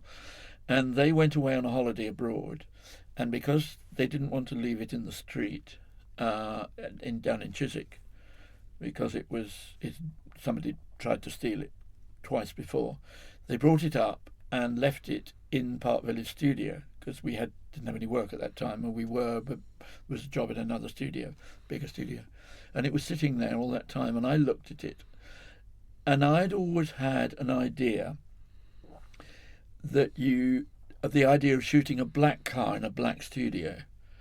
It's a difficult concept to sell, particularly in those days, to a client who wants to see his car in its glorious, and like all car commercials are clones of the other. Then there's no difference. You just change the people sitting in them and the clothes. And I thought it would be very courageous just to sell a car that was just on reflections and shape, and your brain puts together the rest of the car. Quite courageous, and merely a sort of exercise in photography and more than anything else. The other influence I had on it was that there was a film years ago called Walk on the Wild Side. Nothing to do with Lou Reed. It was a feature film that was quite good. I can't remember much about it now. I did see it, but the titles were by my hero, who was a designer called Saul Bass. I love Saul Bass. Who did Saul Bass, as you know, did Psycho and many other North by scripts, Northwest, Man with the Golden Arm, lots of films. And it was a black cat out at night on the tiles, a black cat on rooftops and chimneys, and it's walking along, shot in slight slow motion, and to this blues track, blues music, and most of the time all you can see is his eyes, the cat's eyes. But then when you do see it, it's the shiny black surface, and but your brain put together the rest of the cat, where it was, and it made such an impression on me. This was back when I was a student at Manchester College. And that was always in the back of my mind. And I thought, wouldn't it be great to do a car commercial like that for that? So that was in my mind. The script, when it came in, was based on the film Christine. Now, Christine was a horror movie about a car that crashed and remade itself at night. It killed people. It was a horror movie. And it was involved in accidents. And it was then taken back to the garage at night, and then during the night it came back and became normal again. And it was a sort of ordinary suburban American, big sort of pink Ford or something.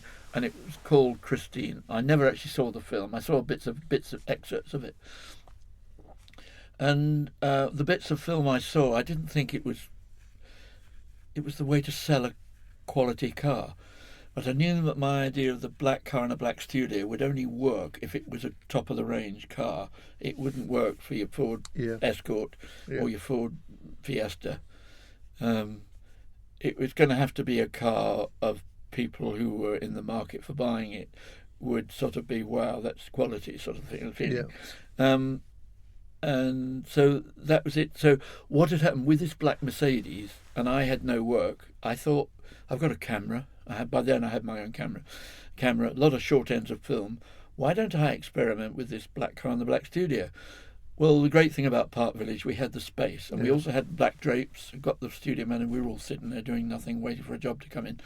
And we put up these black drapes, and I shot some stuff of this black Mercedes. We were just pushing it slowly through, and I had one fluorescent light, so it just gave a bar on the bonnet. But as the car went through, it changed its shape, this reflection, and from that you could deduce where the rest of the car, although you couldn't see it. It was an interesting piece of psychology, really. And I did this little film, and I made it up as I went along, just classy photographic shots. Lots didn't work, some did, some didn't. Got all the stuff together with the editor, cut it together, and then there's a music track which was a blues, a piece of modern jazz, but in the blues tradition, played by a funk guitarist called John Schofield, and he was playing with Miles Davis at the time. It was modern jazz, progressive music, but on his CDs that I've got several of, there's always one old-time track which was based in more Ray Charles than Miles Davis. And there's this one, I think it's called Blue Matter or something. And I tried the film with that, and it really was great, absolutely tremendous. So when I got this script in for based on Christine, and it said on the script, based on the idea of script, Rog, why don't you go and get the film and have a look at it?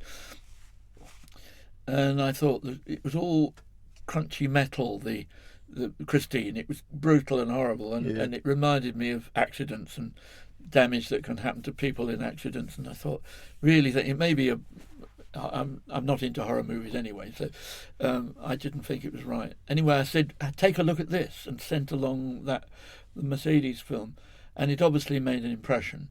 So I said, well, what I'd like you to do is put up a bit of money for me, and I'll shoot a test for you for the sort of things I was doing with the Mercedes thing, but with your car, the BMW, and a modern car instead of this slightly dated car, and also using some of the techniques that I've thought of, all the mistakes I made during this other one. And to give them their due, they put up something like £3,000 or something like that, which paid for means that we got a better studio than Park Village, that was already had black drapes already fitted. So I think it was down in Park Royal somewhere, and they gave us a black BMW, and I did a little test one day with a cameraman.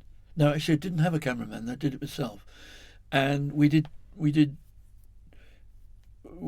car moving with the light through, but also we put up in the black studio. We put up a big white cover, white sheet stretched on elastics, one of the big lighting things, and then I got a 5K lamp and put it on a camera head, mounted it on my head that the cameraman operator would use to pan and tilt the camera, but put the lamp on it, and then by spotting it up, so it's just a spot there, but still soft, not a hard ring, but a soft spot. I moved this spot around on this big white surface above, and the reflections in the car rolled up.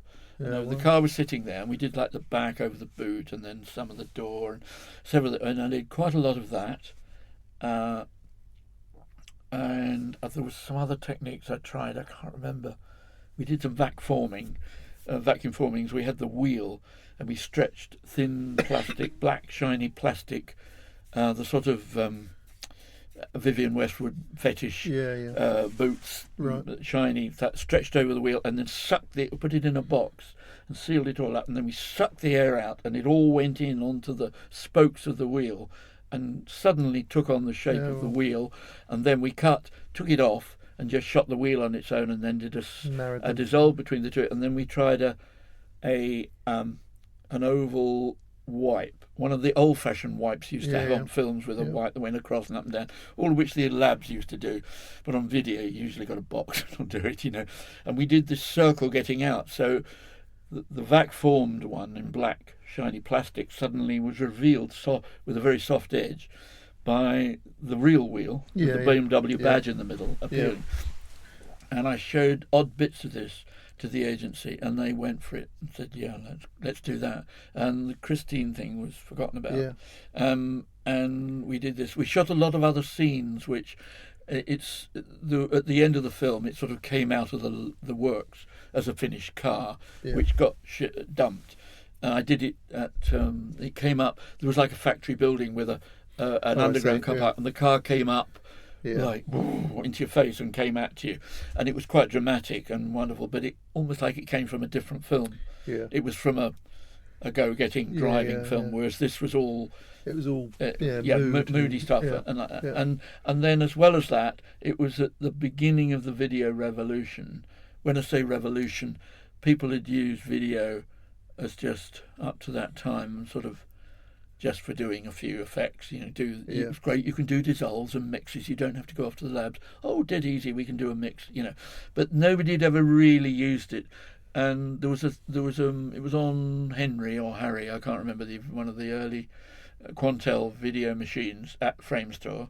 And it was only like this. They'd only done a few jobs at Frame Store, and I was like their first client. And there was a box called Encore. I remember it was Encore, which did video manipulation, rather basic. But we took the car, the profile of it sideways, and we stretched it. And everybody said, you can't do that. You're making it longer. They trade descriptions and all. They'll come down. I said, no, it's just going to normal. What we did, when you cut to it, it was squashed up. You didn't realise. We compressed it. So during the scene, and most of these video effects were used as slap bang wallop, quick, newspaper commercials that were shot the night before they went on the air, that sort of. And what we did it. The guy who was operating said, I can't believe it. I said, can we do it over 5 seconds? 5 seconds? He'd never done anything over 5 seconds of dissolve. And this car slowly going to normal. And then we managed to roll the wheels. As it got longer, we turned the wheels separately. That, and this guy on the video, he couldn't believe he'd never done anything like that. So it really was, to that extent, for me, the true dawn of the video revolution. Because before that, video was like a sort of poor relation of film, and that was the beginning of the digital revolution. I can't help thinking that a lot of these techniques that you've used, Levi's, you've used lots of old techniques and the dissolves, but partly because they're old techniques, it stands up today. Whereas there's certainly a phase of CGI Yeah. probably 15 years. If you look at those Yeah. sort of Star Wars films after the first ones that came out in the 90s, they're Yeah. almost unwatchable because the video techniques are so cheesy and Yeah. obvious now. Yeah. Whereas if you look at the Levi's Russia film and some of those things where you've used very old techniques, Yeah. you could And do it also better today. Yeah, and also Levi's Russia was duped several times. I mean, when I say duped, we duplicated the original to try and give it a slightly Try and more degrade it a gritty, Yeah. higher contrast. Now on video, you could have made it Yeah. with a bit of knob twiddling. But then, in fact, I seem to remember the final negative. Never told the client this. We took one of the final prints and we ran it in up. We had a viewing theatre at Park Village in those days because you needed it rather than troll down to Soho to watch it and then go back up again. So on a 2-day shoot, we were shooting in the studio. In that morning we'd watch the rushes, and I projected it onto the cinema and set up my own camera in the front seat and filmed the screen. And is that And what that's went what out? went out. Is it really? So Right. it's a copy of a projected film, rather like your home movies on Super 8, when people want to copy them onto video rather than pay to have it done in telecine. But amazing to bring all these diverse ranges Yeah. of techniques and Yeah. sources rather than Yeah. that you've had access to Well, through that yeah. beginning. Yeah. Which is unbelievable. It was like a toy box, really. Yeah. And when you look back into all the pioneering effects, mainly, of course, they were photographic for most of the time. But when the video revolution came in, I embraced it with open arms. Although it was all pre-CGI, I never did any CGI. I just don't think so. The CGI was still in its infancy or embryo by the time I quit. It didn't. No, it didn't. So I've got one last commercial Yeah, sure, and then sure. one quote. Yeah. So the last commercial is I'm going to mention is Dam Busters, Damn busters. Yes. which I've told a few people this recently because obviously I've watched them all recently. Yeah. And I think the water is sand. Is that right? It's salt. Salt. Yeah. Salt. The splash. We shot that bit first, and it was really when I was away on holiday when the script came in, and Mike did a rough budget without a meeting with me, just sort of guessing what was here, and he thought that the obvious way of doing it, which may have worked, was to tow the bomb behind a helicopter for real on a wire and let it bounce down the water while the helicopter flew down the water and shoot it as a real thing. And this terrified me, and it also terrified any helicopter pilot I spoke to, because the thought of it bouncing up and going into the tail rotor and causing a major catastrophe was quite a thing, and you couldn't really test it. You had to try it. So that set me thinking. When I came back from holiday and I saw this script, I thought it was absolutely wonderful. It was quite a lot more complicated, the original script. It was a squadron of bombers, and the two guys were in separate planes talking to each other, and it was big, the budget. And Mike looked at the cash available and said, "No way, we've got to find." And I said, "Well, it needs compressing the film anyway, because it's like a sort of flights of fantasy of two creatives." Yeah. And it needed making much neater and more compact and to the point, rather than these tremendous sort of flights of fantasy, literally. So I said, well, why don't we have one plane and one guy on the dam, and it's a battle between these two. And it was all to do with the time of the World Cup and the football connotations and the Germany and the penalties and all that football legend. Right. So I said, we'll put them both in one plane, so it's then them and us. It's not the squadrons of Lancasters was mad. They couldn't afford it anyway. So we started researching, and the first thing was how to do the bomb bouncing. So it started off, it was so strange really, it started off, and it's so many of my effects went that way. We just sort of mucking about one day in the studio. Wasn't much happening. Studio was empty. I've got all these lights, I've got the equipment, and let's try this. It was the same with there was a film about butterflies on the other one. The Honda Butterflies is probably on that list. And that started in the same way, just mucking about, with a fan and things. Well, Levi started like that, and the ball came from the the pet shop in Parkway. There used to be a pet shop there, Palmer's. It says monkeys and various animals exactly. at the front. Quite seedy place. Yeah. It was Palmer's, and it's now a that's right. It's now a calf. Calf. Yeah. And I went in there and I bought this dog ball. It's like a hard rubber ball that dogs can chew on and chase, and it was blue, and we painted it dark grey. It was just so naff. And then we started trying to throw it and get it to bounce, and we bounced it along the studio floor, and then it slowly sort of developed over a few days, coming in and having in between meetings for other jobs, and there was sort of lunchtime, I'd have another go, and we tried things. And one of our junior producers, Dominic, who's now producer for Charlie Stebbings, Dominic Seymour, he was a cricket fanatic, and I said, he's a bowler, so I said, can you put a spin on this? And he's used to a that way spin, and I said, no, we've got to put a back spin on it. And he went, oh, don't know about that, you've got to throw it, but like that, so it's going backwards in the air. And he did it. He managed to do it, because when it bounced, instead of going, dum, it went dum, up in the air, because it climbed out. That's right. It went backwards. It stopped its forward motion and gave it more lift.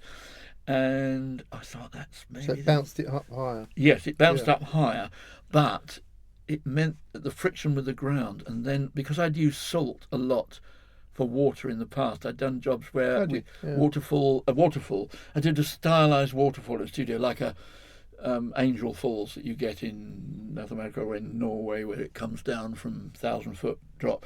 And I had a conveyor belt with salt laid all along it, and ran the conveyor. And as it comes over, it falls. If you get the conveyor going at the right speed, it accelerates as it falls. It's coming over too slow.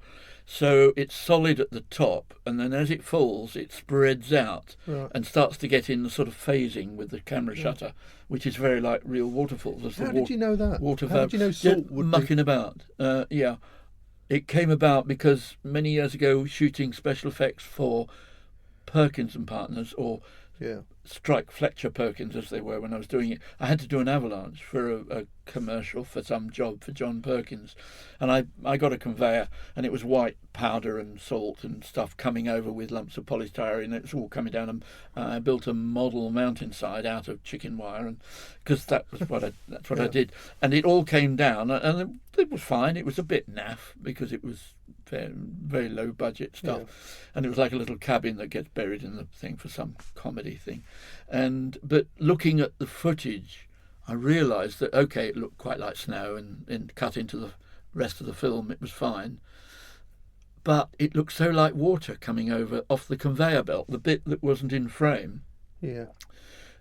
We were filming that bit, but while we were doing it, and we had an electric drive, and I watched the salt coming over, and I thought, my God, that's like Niagara. So I said, store it away, and then I'll use it one day on a big budget job where we can do it, which is what happened. And I'd also used it on a Lloyd's Bank commercial. For the end, there was the famous black horse was on a rock, rearing up in the thing, and it was I can't remember why they had a waterfall, and it was just to patch up an end sequence for somebody else's film, and I used two conveyors coming like that, so the two salt things went together and went over lumps of rock, which were coal, big lumps of coal painted grey, and it cascaded over it, and it was so like water, it was unbelievable. And you put the sound effect on too, and it was great. So I had that in the back of my mind. So we got these long tables, and we put a rubber mat along it, just bought in the Pentonville Rubber Company in Pentonville Road, this long rubber mat, and then spread salt along it with a sort of a wooden squeegee. You just pull it along, and it gives you an exact thickness of salt of about a quarter of an inch all the way along. We bought the big bag of industrial salt, spread it on it, and then Dominic by this time is still trying to perfect his backspin on the ball, and then in the end Mike, giving him his due, said we can get a bowling machine, a tennis ball machine that they use for tennis ball practice. Yeah. And before the days of the internet, a lot of research had to be done in the production office, and it came up, and we found a place that rent them, and it's like two rubber wheels, and you feed the ball between the two wheels, and the wheels throw the ball out. But because the bottom wheel's going faster than the bottom one, the ball leaves it, but it leaves it spinning backwards. And they're normally designed sideways to put sideways spin on them for teaching tennis players to handle it. So we've set it up vertically, and we're firing these balls out, and of course the machine delivered them the same place. So we knew exactly where it was going to pitch each time. And then God, I had my camera at 120 frames a second, which gives it 4 times or 4.5 times slower than normal, at one side, and I was trying to follow this ball, but I'm not a camera operator. And the irony was a camera operator I already knew popped into Park Village because he was looking for work. You know, what the freelance boys do, if they're not working, they go around all the production companies and drop in for a coffee, chat up the receptionist, and hopefully pick up a job.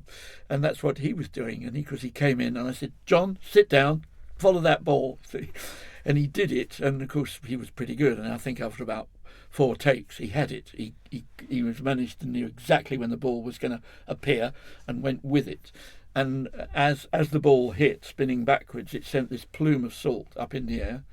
And when we saw it back in slow motion the next day, because when we saw it the real time, it's so fast, it was too quick. You didn't realise what you got. But when we saw it in slow motion the next day, we thought, fantastic. But of course it was still the studio wall behind with the fire buckets.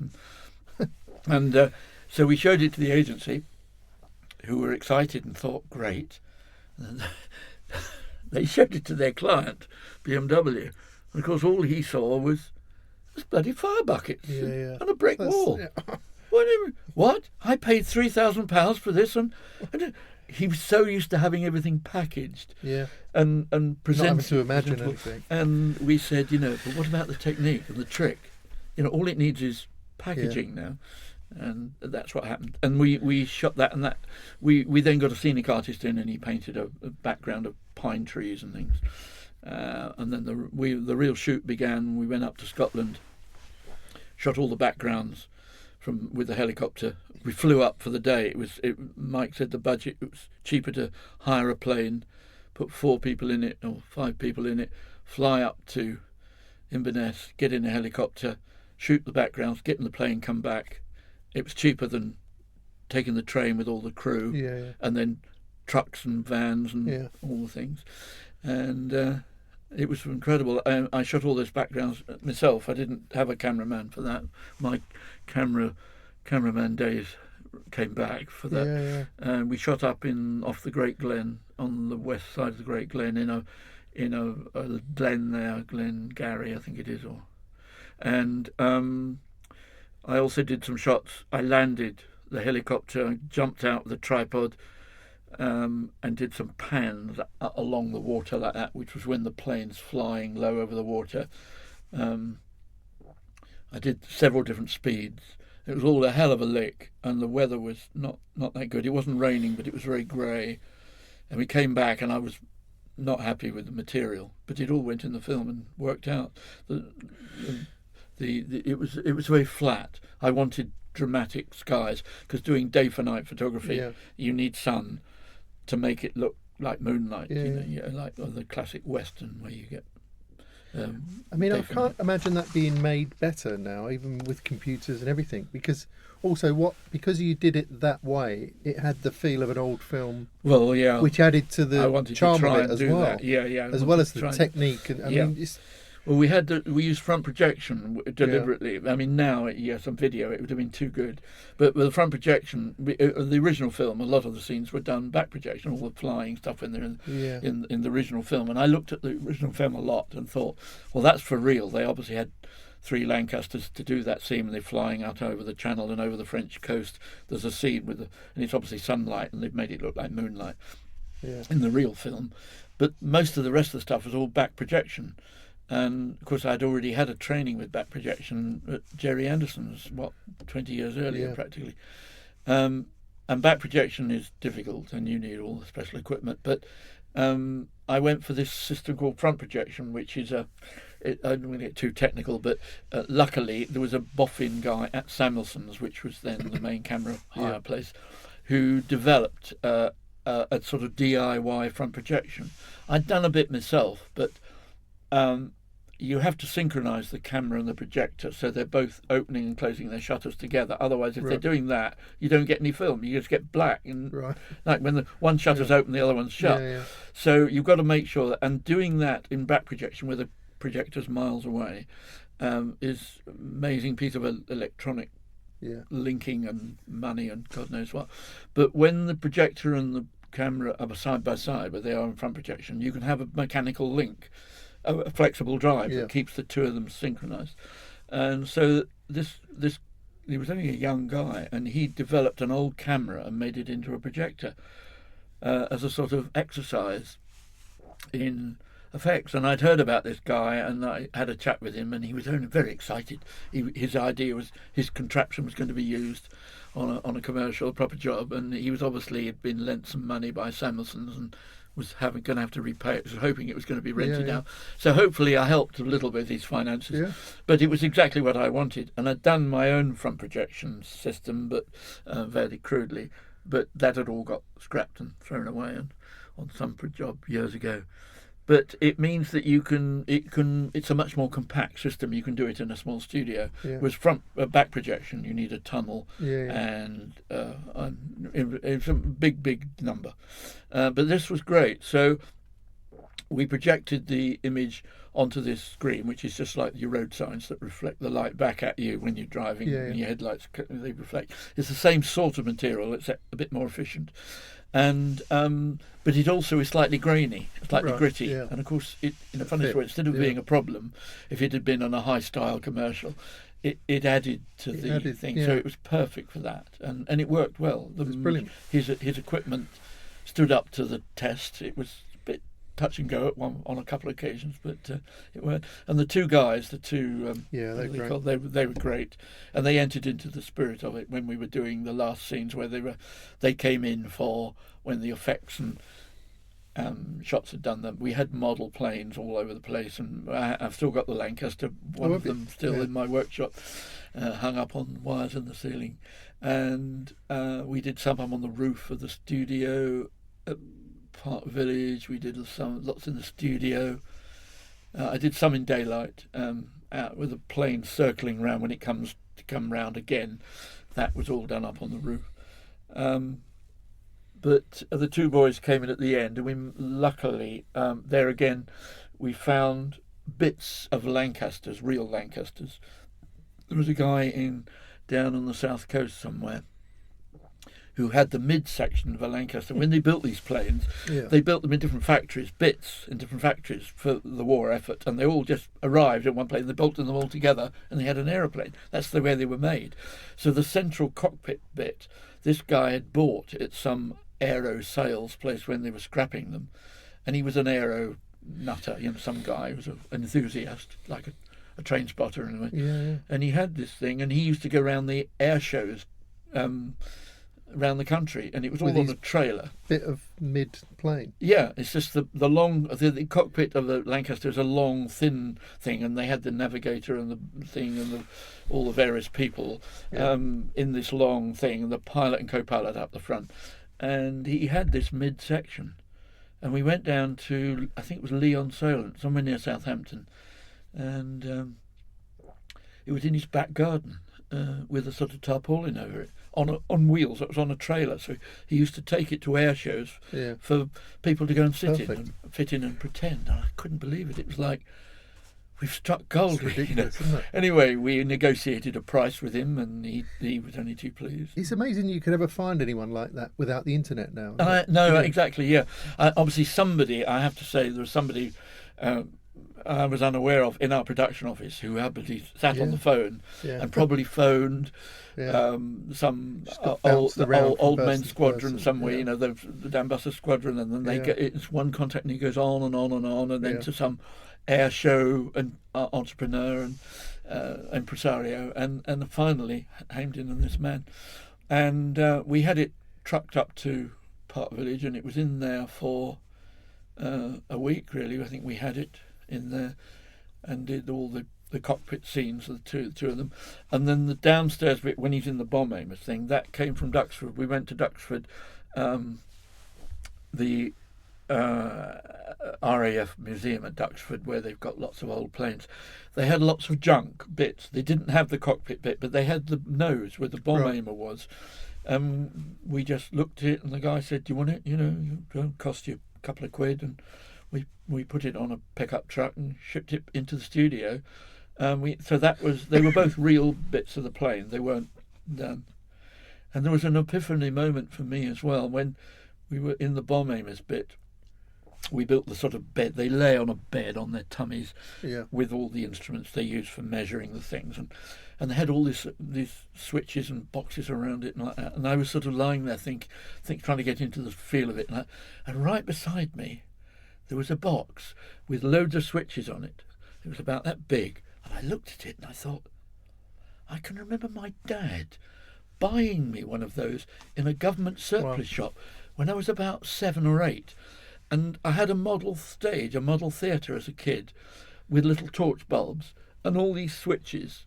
And it was from one of those? And it was from a Lancaster bomber. And I'd wired it in so all these lights went on, and I could do my pantomime, which had magnets underneath to move the what a weird dolls around. And there was like a moment of déjà vu and thinking back to my childhood, and this... Obviously, I'd had an item from the generation before that had been probably out over Germany and many times, you know. My creepy moment. Well, anyway, Dam Busters, yes, it was like, that was a kind of thing. Amazing. I know it keeps coming back to haunt me, but the main thing was it was a joy to shoot. It was a joy. I thoroughly loved it. I felt one of the few jobs where I felt completely in charge, and I was shooting scenes that I knew were necessary, and they weren't influenced by the agency. And I have to say that going on in the background to all this, the agency, White Collins rather than Scott, were having a crisis, a boardroom crisis, and therefore they left me to it. I had a visit from various producers who came down, but then got a phone call and had to leave and went looking white and disappearing, and I just got on filming. And when we went up to Scotland to film the background plates for the front projection, with the 2 agency creatives on it, I can't remember their names now. Kev and John, great guys, wonderful, and very supportive. They came with us on the plane, and we flew to Inverness, and they'd not only got off the little private plane, and we walked into the office place there, that they said, "Is there a Mr. So-and-so here? Yes, could you go? There's a call for you. Could you take it, please?" In the phone in the corner, and they took the call, and they both go, "Oh my God, no!" And they got on the train, took them a taxi straight to the station, got on the train, went back to London. Because something had happened in the... I think they fired the creative director at the I